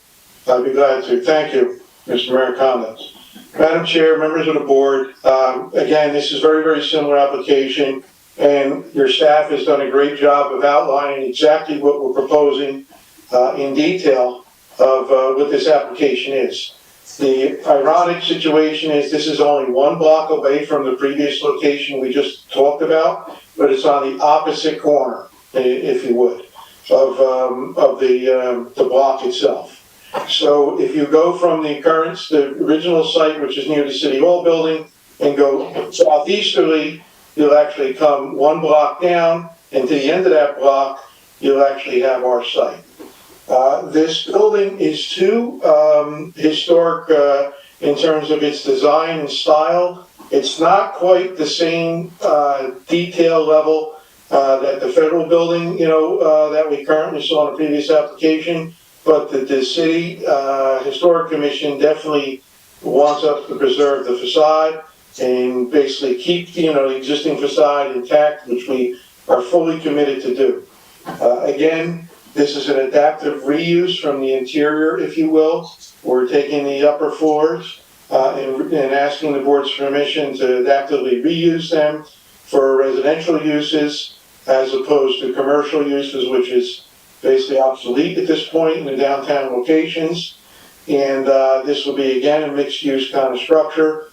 And we are asking the board's permission to renovate the upper levels into 9 one-bedroom residential units. John, and with respect to the variances, we only have the one parking variance, is that correct? We have the one parking variance, but we have small de minimis variances in terms of the area of the units. Right. With some being under, just slightly under 600 square feet.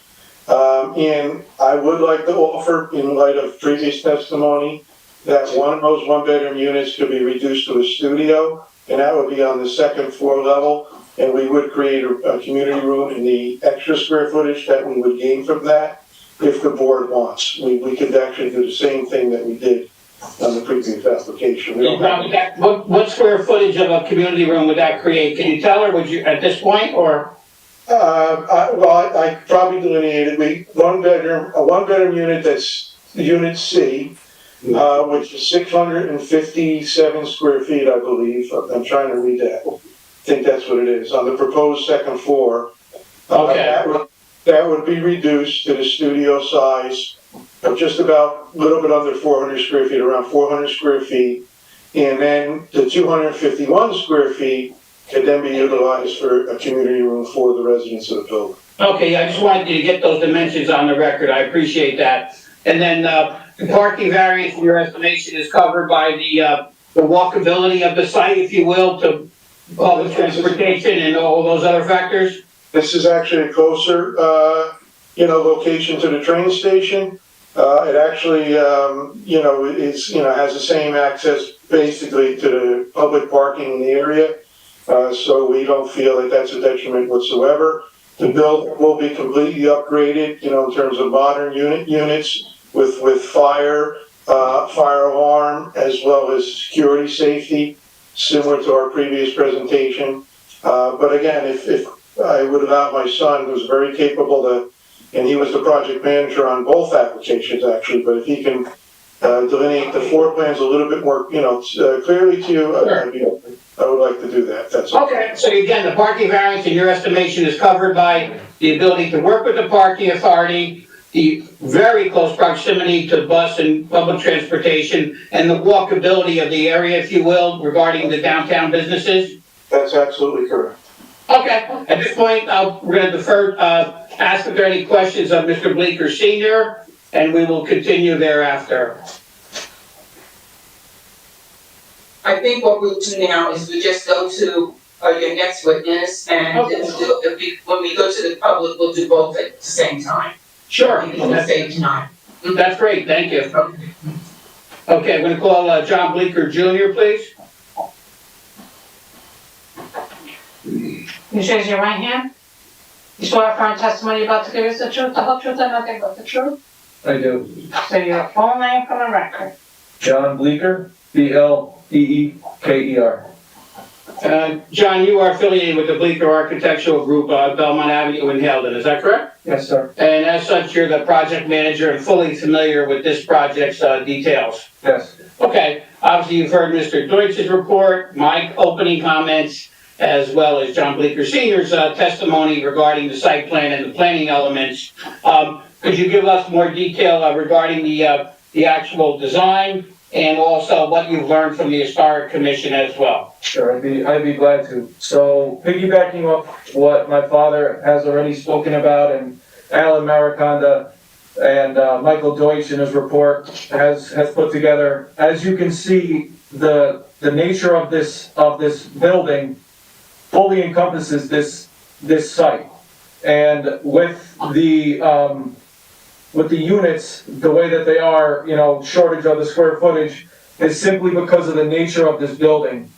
And the way that this building was put together and the way we were able to put these units together, it didn't give us much flexibility with the size of the units. So I'll walk you through the floor plans real fast. On the first floor, we're going to be keeping the furniture store there. but we're gonna be adding a new elevator for ADA compliance and access. And off of Memorial Drive, I'm gonna point to it here and highlight it. Through Memorial Drive is gonna be the entrance and exit for the residents. We have the elevator lobby, we have the mailboxes, and we have the ADA code compliant elevator here. And we also have a garbage room that has a garbage chute on each floor that's gonna be accessible for all tenants. And our main access there is in the back of the building.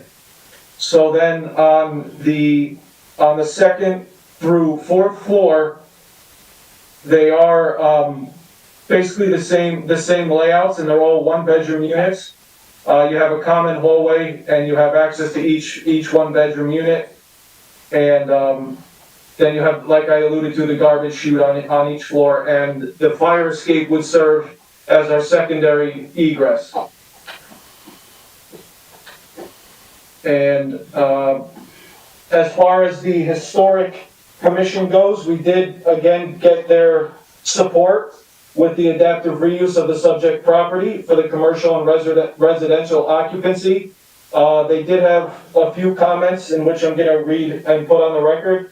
One of they're recommending to reappoint and repair the masonry facade wherever necessary, replace the windows where necessary, conserve the existing architectural details, repair and rehabilitate the existing fire escape on the eastern elevation, which I had just explained would be our secondary means of egress, replace the details which were lost, and remove non-conforming signage. So with that, it's a pretty straightforward application, with 3 units on each floor, a total of 9 units. And, as my father said, if the board see fit, we can change one of those one-bedroom units into a studio and have the remaining space as a community room on the second floor. But that concludes my testimony at this time. Thank you, Mr. Blicker. We're ready for any questions, Madam Chair. Okay. All right. Let me go out to the public and then. Okay, the meeting is now open for questions of the public. You can ask the questions that was just testified to by Mr. John Bleeker Jr., I guess. Yeah, And senior, actually, if needed. And senior if needed, sure. The number that you can call in on is 973-321-1579, and the meeting ID number is 711-680-001. You have 3 minutes to call in.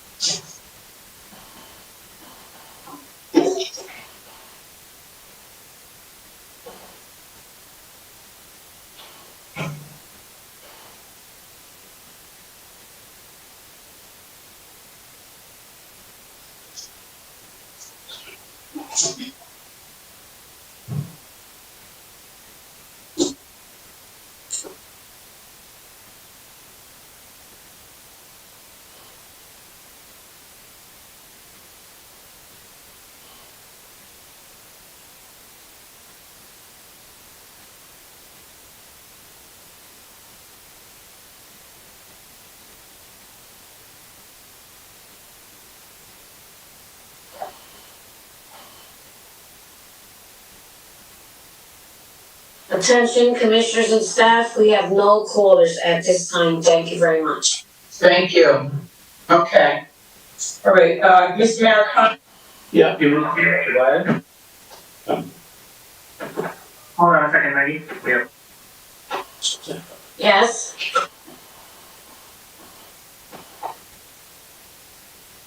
What's going on? It's frozen. Excuse me, we may have a caller. Please be patient. 1 moment, please.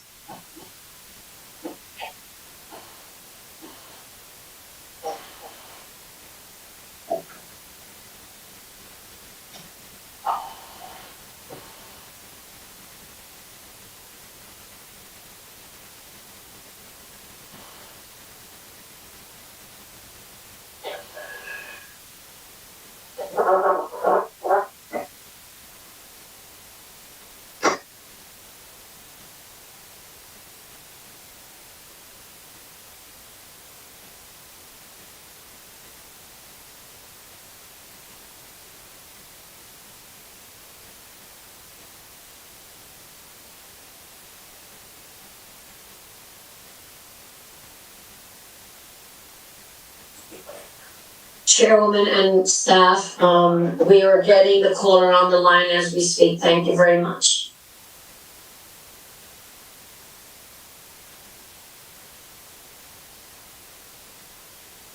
What's the name? Hello? Yes, Chairwoman Brooks, I'm working on it right now. We're still connecting. Thank you.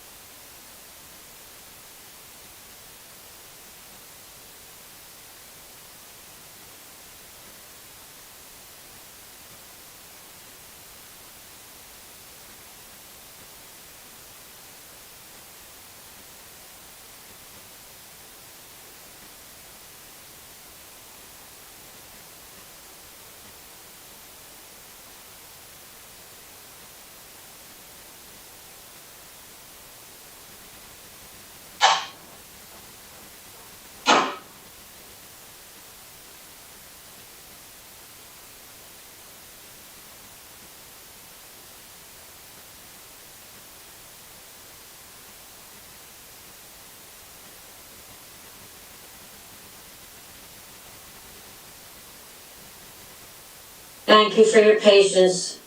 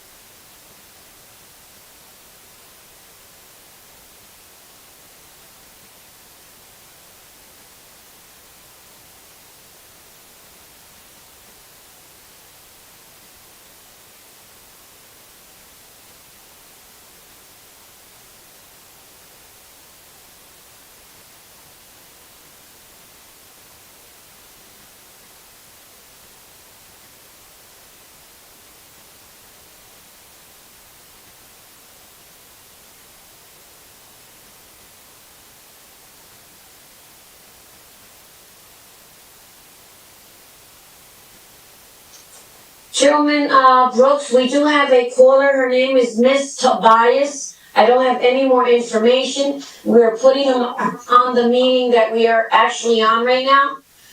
Once I call her name, the attorney and Amalinda can intervene and take over the meeting. Thank you. One moment.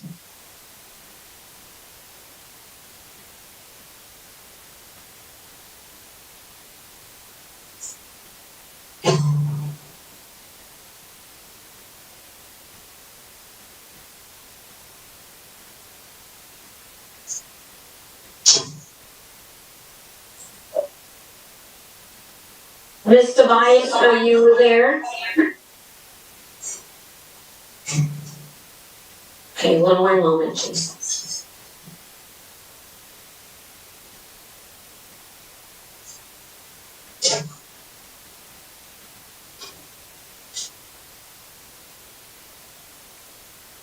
Thank you. Ms. Tobias, are you there? Ms. Tobias, can you...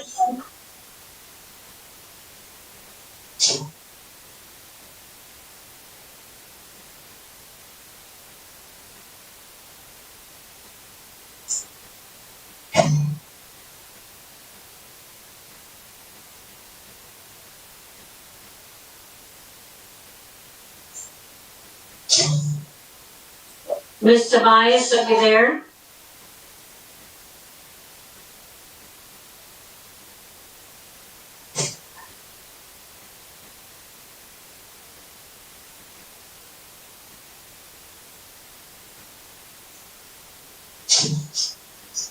Ms. Tobias?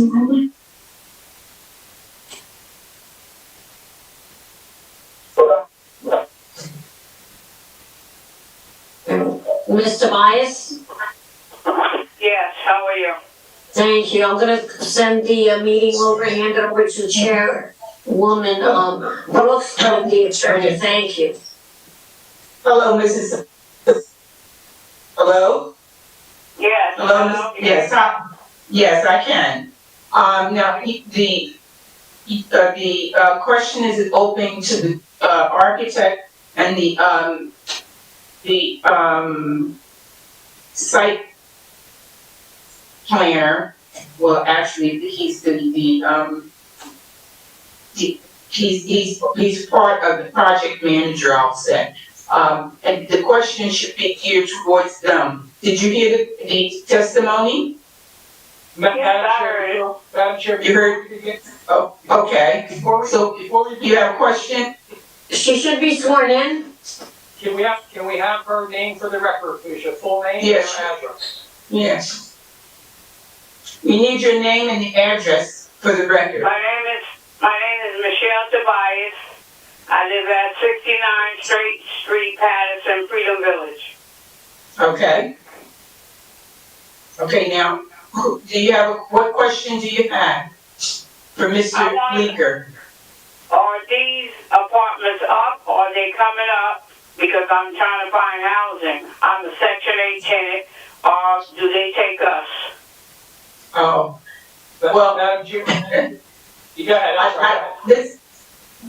this is not the meeting that you should ask that question, because these are being developed. We don't have any idea about when it's gonna, how long it's gonna take. We do know that, if it's approved tonight, then it will be issued in the newspapers, and I mean, you can sort of follow it, and we can give you a certain period of time, but it's no particular time period. We can tell you at this point when they will be completed.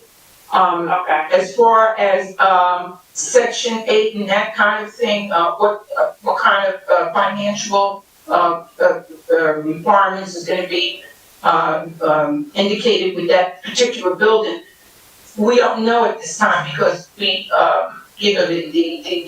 owner will be advertising, I'm sure, and he'll have the option of whether or not he would be taking Section 8 or just market value people. At this point, we really can't tell you. And Mr. Bleeker, the architect and project manager, is not able right now to answer that question. I think further down the line. That's all. Pardon me? Are these buildings up yet, or they're just being put up? They're just being renovated. They already they're being renovated. Okay? They're already up, but they're being renovated. So once they're renovated, then normally projects like this may take anywhere from 6 months. You can figure around that type of time period. Just offhand, I'm saying. Okay? Thank you. I just want to know, because I'm trying to find housing. I'm a senior and I'm trying to find housing. Okay. Thank Good you luck. very much. You're welcome. Thank you. Good luck. Okay. Bye-bye. Bye. Okay, so, Alan,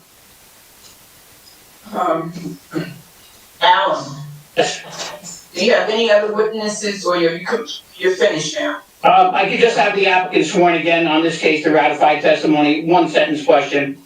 Okay. All right. We'll hold the commissioners, if you don't mind. Do you have questions for Mr. Bleeker? Does any commissioners have questions? I have a question, and I wanted just to ask some input. Okay. As far as when you were stating earlier, so I'm just, I think that's very generous of you, first of all, to allocate some space for a community room. Albeit, I just wanted to have some input in saying that, there are different demographics that I'm assuming you're gearing these units to. And, keeping in mind that, there are families with children, but I myself have a 24-year-old daughter, and I use a 2-bedroom unit. And when she goes to college, I will be converting that to my meditation room. So I think that's very generous and kind, and I think, I just had a question as far again, and I believe your son covered, but just to be sure, the historic preservation, aspect of it,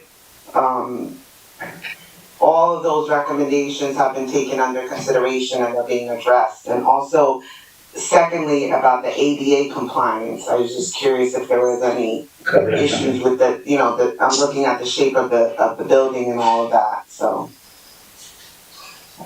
Figueroa, that was, Commissioner Figueroa, that's a great question, and I will be happy to address your concerns.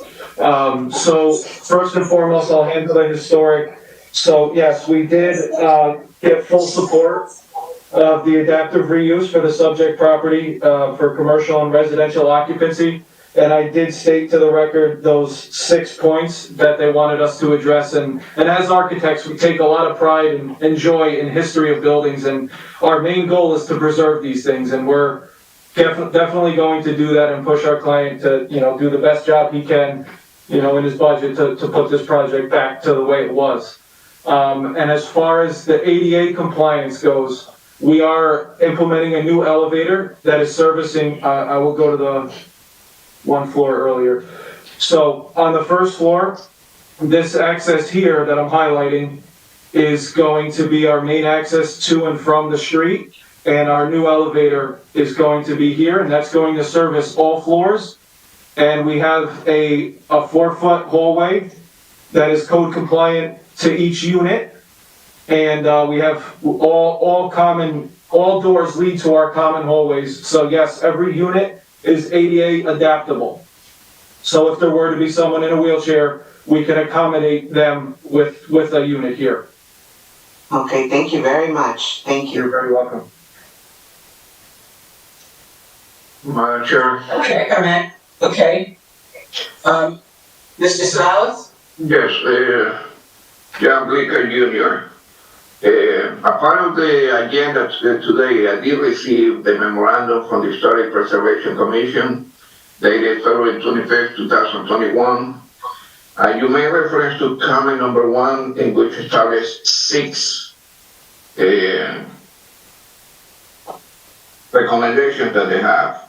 Yeah. The one that I want to repeat, I know you have on record, but number 4, repair and rehabilitate the existing fire escape and the east elevation side of the building. Because, I mean, we're familiar with windows and the facade and everything else, but the commentary regarding to the fire escape is also important as the other 5 recommendations. So, for the record, I did receive, and I believe all the commissioners did receive the memorandum from the Historic Preservation Commission. The application was reviewed, and the agreed for the adaptive reuse with those recommendations, the 6 recommendations. We agree, Commissioner Sabalos, that fireplace condition, fire escape condition, is certainly one that is significant, and we're very confident that my experts here and the applicant working together can meet that condition. And since we're going to be using it as a second means of egress, we need to make sure that that works and is fully, operational as a second means of egress. So, Commissioner Sabalos, it's a great point, and we will definitely address that. Thank you. You're welcome. Thank you, Madam Chair.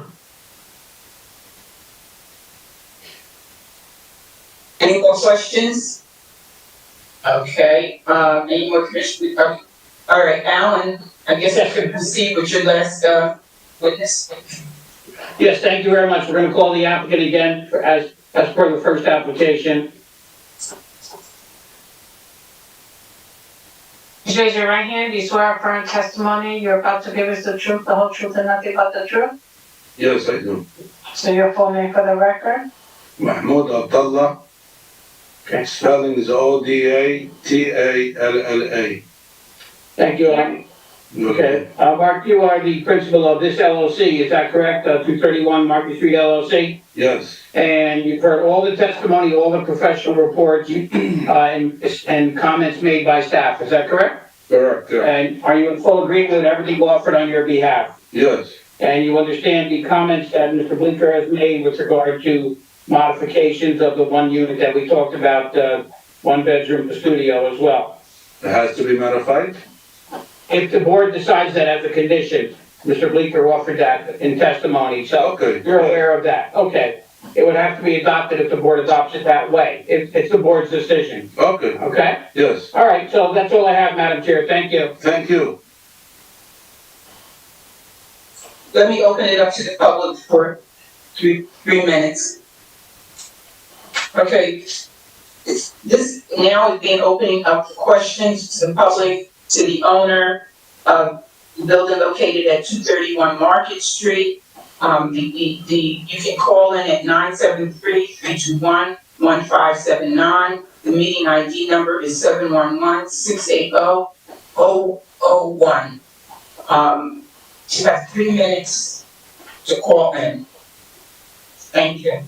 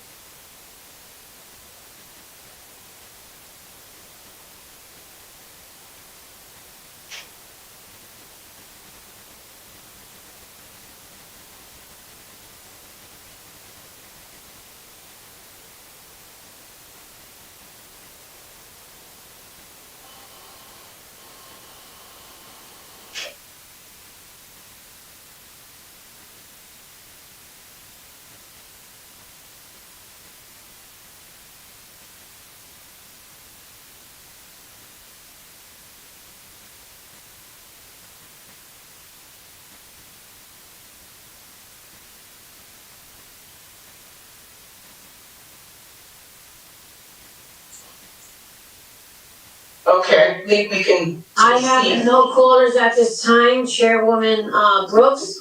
Thank you. Other than the person that we have addressed earlier. Thank you.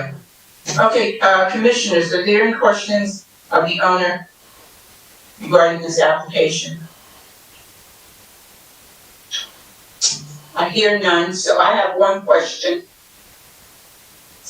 to the owner. I meant to ask it on the last application also. As far as, I don't care who answers it, but as far as the, trash removal, or are you planning on having, supers in any of these buildings on site, or who's gonna have the garbage removal? And the, I know you have, garbage chutes to a particular room, but who handles the removal of the garbage from the buildings? Do you have a super that's gonna handle? Yeah, Okay, we'll go back on. it's on. John, are we on? Okay, Yeah. all right, I'm sorry. Madam Chair, the applicant, with his experience, is going to indicate to you that he will be handing, We'll have a special staff for the trash, for the always to be cleaned on a daily or by daily basis, also for the snow removal. Okay, good, good. That answers my question. Mark, You have a part, any other he's a part of your, comments? he's a part of your staff. Is that Yes. correct? Yes, Okay, all right, okay, okay. He's gonna have his own vehicle, everything is normally. okay, all right, thank you. You are very welcome. All right, Mr. Mariconda. Yeah. You wanna sum up? We will do so briefly. I thank you for your consideration this evening, Commissioners, on a special meeting basis. Again, I think this is another example or continuation of the downtown revitalization, which we've been discussing this evening, but is continuing a pattern of development which has gone on now in the downtown business district for the last couple of years. This is a building which, as described by our experts, is ideally suited for this adaptive reuse to residential. These units are geared for the demographic that is suited for the downtown business district. Within walking distance, they call these walkability areas, and they're close to the historic district, the park, and again, bus and train transportation are virtually right outside your door. These are ideal units for this demographic, which we hope to serve. And again, these residents will also give back to the downtown business community by virtue of their patronage. So we believe it's a win-win situation for the entire city. I just wanted to ask if the applicant wanted to make any other comment at this time, or is your testimony complete? No, it's complete, no problem. Okay, thank you. That would conclude my comments, Madam Chair. Okay, thank you very much.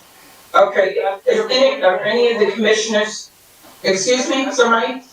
Yes, Madam Chair, before you call for a vote, I'd like to make a statement on the record. Yeah, they need to, there was a condition that they Well, that's what I wanted to say, that's what I wanted to say. The difference between. Before you continue, Mr. Aquaviva, I can barely hear you. Can you raise your volume or do something to assist me with your? My volume's all the way up. Okay, can you get closer to your computer maybe? I don't know, can you hear me? Everything's fine on our end. Yes, no, I understand, but I hear him now, thank. I can hear you. Okay, I just wanted to point out that the difference between this application and the other one as to the condition is that Mr. Bleeker offered this as, that the applicant would do this if the board wanted to do it. If the board wanted to make it a condition. I just wanted to point out that there's a motion for approval, unless the board member makes it a condition, it won't be a condition. In other words, the last application was amended on the record to include the condition. This application was not. So the board member, if a board member is so inclined to make a motion to approve, they do not have to add this condition in.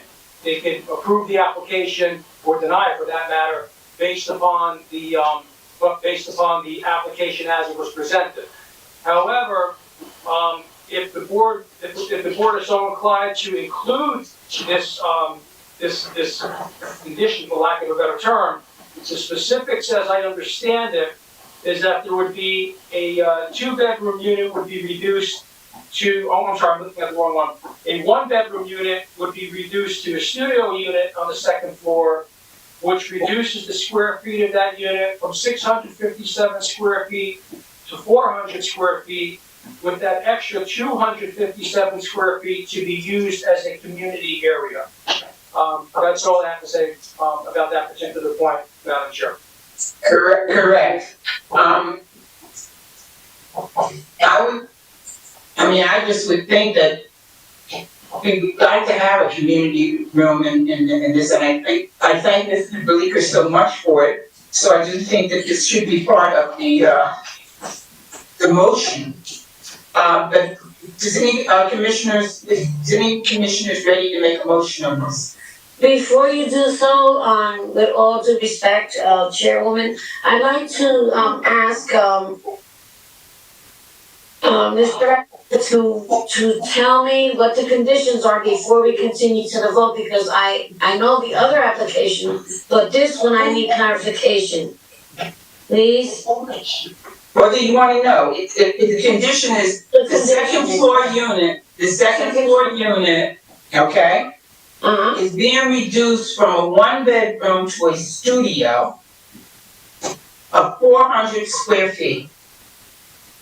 The balance of that area of 257 square feet will be used as a community room. Thank you. Is that right, Mr. Huff? That's exactly correct, Madam Chair. The unit is being reduced from 657 square feet to 400, and that's where you're getting that 257 square feet. Correct. That is why I'm asking, because I just wanted to understand that properly. Thank you, Madam Chair. Mr. Aquaviva, you were correct in that. Mr. Aquaviva, you were correct that that was not an official amendment, but that is something that was offered if the board in its discretion wished to make it an amendment. So that you are exactly on point with that at this point. Thank you. Okay. Do I have a commissioner that's gonna make a motion? Madam Chair. Okay. I just need, I'm sorry, Chairwoman, I just want clarification because, Okay. so this one, whoever makes the motion and why I kind of hesitated, Mhm. because I just think there should be consensus. Like, in my opinion, my personal opinion, hearing the presentation, I don't feel the condition is warranted, my opinion. So how does that work? Like, whoever introduces it is gonna set forth the condition? Right, I'm Commissioner, and that's a very good question, and that's why I was trying to clarify it. Please do. Essentially, you can make a motion on the floor to grant the approval, to approve the application. You don't even have to make mention of that it's not even a condition, of that suggestion by the applicant. You can make a motion to approve the application as it has been presented, without that suggestion, as I said. And Okay. if there's a majority vote, the application would be voted without that, would be approved without that suggestion. But what the applicant is saying is if the board is so inclined to want to take that suggestion and make it part of the approval, you can make a motion with that suggestion in it as well. Okay. So it's up to the board member making the motion. And I understand that, but I'm just saying, shouldn't there be some type of preliminary consent before, I just. Well, I think that, I know what you're saying, and I think that, I guess each commissioner, if each commissioner wants to be polled to have their feelings on it, it's perfectly okay if that's what you want to do. If you want to hear what the other commissioners, what their thoughts are. I would really appreciate that. I would really. So Madam Chair, you can open it up for discussion, that's fine. Yeah, it's open up for discussion. Okay, so Mr. Chabal, you want to go? You want? Yes, thank you, Madam Chair. Council, during the presentation, Mr. Blicker mentioned the suggestion of condition. Then at the end of the, Mr. Counsel for the owner, Mr. Mariconda, asked the owner if he was agreeable to that suggestion, and he said yes. Yes. From what I recall, at first he was like, "Oh, we're making it is what it is." I'm just saying. Let me try to clarify. Wasn't understanding that. But. In the prior application on the other building, okay, the applicant amended the application on the record to include that condition, okay? So that was the application being presented at that point, including the condition they put on the record. That was the last application. This application, there was no such condition put on the record. It was a suggestion by the applicant that if the board were so inclined to approve the application with that suggestion in there, the one that we just put on the record about the reduction of the square feet in the community room, they would be okay with it. But my point is, the board does not have to, or should a member of the board does not have to include that suggestion in a motion to approve. The motion to approve could just include the application as presented without that suggestion. So if the board wants to have discussion on that, the board can certainly have discussion on that. Well, that's what we're doing. Aren't we having this discussion on it? Now, Mrs. Figueroa, Commissioner Figueroa, you have a problem with having a community room? I mean, I never said I had a problem, Madam Chair. Oh, okay. I never stated that, for the record. Oh, okay. I'm just saying, in my opinion, that it's not warranted, in my opinion, because of the size of the again, going by the presentation. If the board wishes and there's consensus, I'm all for it. Okay. How about Mrs. Santana, Commissioner Santana? Can we have your input? If the applicant agrees with the conditions, I'm okay with it too. Right. How about you, Mr. Ahmed? Yeah, I'm agree with Commissioner Santana. Like, you can agree with him. Yeah. Okay, and I'm also in agreement. I'm always in agreement when an applicant gives us something and he's giving something to the public. I appreciate it very much and I thank you for that. So now, can we have a motion? Please. Somebody want to make a motion? Madam Chair, Thank you, Mr. Sadalis. on the application of 231 Market Street LLC, 202 Jefferson Street, Passaic, New Jersey, 07055. I move the board attorney prepare a resolution granting site plan approval, all variances, city engineer, Paterson Division of Historic Preservation, with the condition that the second floor, one bedroom to be reduced to a studio, 400, so that additional 257 can be used for community room.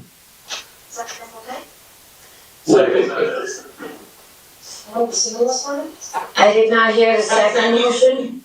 Second by Commissioner Ahmed. By Chairwoman Commissioner. Brooks. By Commissioner Ahmed. Thank you. Mm-hmm. May I call the roll? Yes. Thank you. Commissioners, Commissioner Ahmed, Yes. Commissioner Savalos, Yes. Commissioner Santana, Yes. Commissioner Figueroa, Yes. and Chairwoman Brooks. Yes. Unanimous. This application has been granted. Thank you very much and congratulations. Congratulations. Thank you. Thank you very much. We have I think it is six resolutions. Oh. I am ready when you are, Mr. Aquaviva. Thank you, Madam Secretary. On the application of 197, 199 12th Avenue LLC. Limamino. I'm sorry? On the application of 197-199 12th Avenue LLC for the property located at 385 for the property located at 197, 199 12th Avenue, Block 3502, lots 26 and 27. The property being located in the RA2 zone of the 4th Ward redevelopment plan. The applicant seeks site plan approval of both variances to remove a fire damaged building on lot 26 and construct a 3.5-story residential building on combined lots 26 and 27, which have a combined lot area of 7,739 square feet. Excuse me, the board approved this application at its March 15, 2021 meeting. Do I have a motion? The following commissioners can vote. Commissioner Ahmed, Commissioner Brooks, Savalos, Santana, and Figueroa. So moved. So moved. Oh. Second. Thank you. Chairwoman, your first motion was? What? Savalos was the first motion? Yes. And you were the second? Thank you. Second. Thank you. I'm gonna call the roll. Commissioners, Commissioner Ahmed, Yes. Commissioner Brooks, Yes. Commissioner Savalos, Yes. Commissioner Santana, Yes. and Commissioner Figueroa. Yes. This resolution has been memorialized. Next. On the application of 2017 Herring Street, Inc., for the property located at 50-52 North 4th Street, Block 411, lots 13 and 14. The property being located in the RA2 zone of the 1st Ward redevelopment plan. The applicant seeks site plan approval of both variances to construct a 3.5-story residential building with a total of 6 units on 2 vacant lots. The board approved this application at its March 2001 regular meeting. Do I have a motion? The following commissioners can vote on this application. Commissioner Ahmed, Commissioner Brooks, Savalos, Santana, and Figueroa. So moved. Second. Savalos, first and second is? Ahmed. Thank you. Chairwoman, may I proceed? Thank you. First, Commissioner Ahmed, Yes. Commissioner Savalos, Yes. Commissioner Santana, Yes. Commissioner Figueroa, Yes. and Commissioner Brooks, Chairwoman Brooks. Yes. This resolution has been memorialized. Please continue. On the application of H. Vidal Realty LLC for the property located at 159 16th Avenue, Block 4211, Lot 29. The property being located in the RA2 zone. I'm sorry, I lost my place, so hold on 1 second. The applicant sought site plan approval on both variances to construct a new 3-story residential dwelling of 3 dwellings on a vacant lot. The board approved this application at its March 3rd, 2021 meeting. Do I have a motion? I motion. The following commissioners can vote: Commissioner Ahmed, Commissioner Brooks, Santana, and Figueroa. Your first motion. So moved. Chairwoman? Is there a second motion? I motioned. It's me. It's Commissioner I Figueroa. understand, I didn't hear you, but the chair Second. for the first motion. Chairwoman, it's Commissioner Ahmed first and second Figueroa? Was actually me that made the motion. Okay, I understand. Okay, first, the resolution is Figueroa, second motion, Ahmed, Commissioners, Ahmed, Yes. Commissioner Santana, Yes. Commissioner Figueroa, Yes. and Commissioner and Chairwoman Brooks. Yes. This resolution has been memorialized. Continue.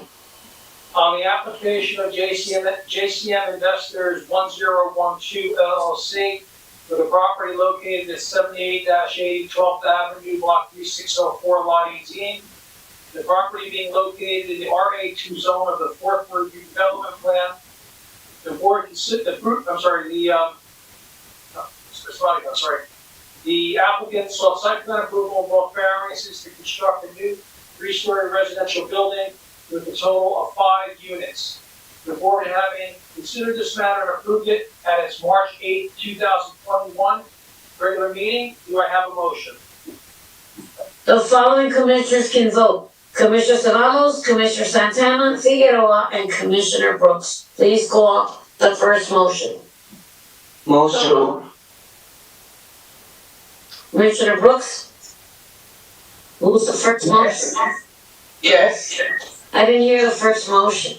Figueroa, Commissioner Figueroa, and second was Commissioner Santana. Thank you very much, Commissioner Savalos. Commissioner Savalos, your vote? My vote is yes. Thank you. Commissioner Santana? Yes. Commissioner Figueroa? Yes. Commissioner and Chairwoman Brooks? Yes. This resolution has been memorialized. Please continue. Thank you. On the application of JCM Investors 1012 LLC for the property located at 8-10 Godwin Avenue, Block 3606, Lot 3. The property being located in the RA2 zone of the 4th Ward redevelopment plan. The applicant sought site plan approval on both variances to construct a new 4-story residential building with a total of 15 units on a vacant lot. The board considered this matter as February 8th, 2021 meeting. Do I have a motion? The following commissioners can vote: Brooks, Savalos, and Santana. Can I have a first motion? So moved. A second. Then a double, I hear it. Santana, I moved and Santana seconded. Okay, thank you very much, Chairwoman. Okay. Commissioners, Commissioner Savalas, Yes. Commissioner Santana, Yes. and Chairwoman Brooks. Thank you. Yes. You may proceed. This resolution has been memorialized. On the application of I'm sorry. Continue, sir, I'm sorry. On the application of Nicholas Marino for the property located at 149-155 Maple Street, block 1410, lot 10.01. The property being located in the STF2 zone of the first ward redevelopment plan. The applicant sought site plan approval to subdivide the existing 7,457 square foot lot into two lots containing 3,750 square feet and 3,707 square feet. The applicant also further sought site plan approval of both variances to construct a new three-story, two-family dwelling on each lot. Both the subdivision and the site plan application were approved at the March 3rd, 2021 meeting. Madam Secretary, can we have a vote on the subdivision only first? The subdivision, the following commissioners can vote. Commissioners Ahmed, Commissioner Santana Figueroa, and Commissioner and Chairwoman Brooks. Can I have a first? So moved. Second. What was that first motion? Ahmed Yes. and Santana. Thank you. Commissioners, Commissioner Ahmed, Yes. Commissioner Santana, Yes. Commissioner Figueroa, Yes. and Commissioner and Chairwoman Brooks. Yes. This resolution has been memorialized, and we are done with any other business at this time. Madam Secretary, we need a vote on the Yes. site plan and both variances, please. Yes, you are correct. I apologize. We're going to continue with the second vote, which Nicholas Marino, 149-155 Maple Street, was heard on March 3rd, 2021, for site plan and bulk variances. I need a first and second motion. The commissioners as follows are Commissioner Ahmed, Commissioner Brooks, Santana, and Figueroa. I need a first motion, please. So moved. Thank you. Second. Second. Thank you, Commissioner Santana. Thank you, Chairwoman. The following is Commissioner Ahmed, your vote? Yes. Commissioner Santana? Yes. Commissioner Figueroa? Yes. And Commissioner and Chairwoman Brooks, your vote? Yes. This resolution has been memorialized. Thank you very much. You may proceed. That's the last one, Madam Chair. Okay. We have no further business. Good. All right, Mr. Deutsch, you wanna, I guess, tell them when the next meeting is? I'm gonna give you all 4 April meeting dates. Wait 1 minute.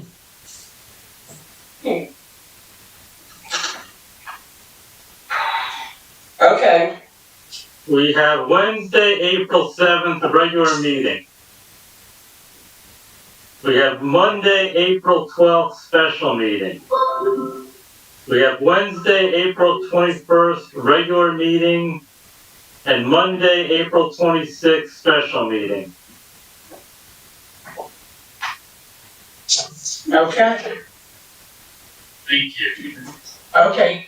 Good night, everyone. Have a safe trip. I'll start to say have a safe trip. Yeah, okay. Thank you very much. Thank you.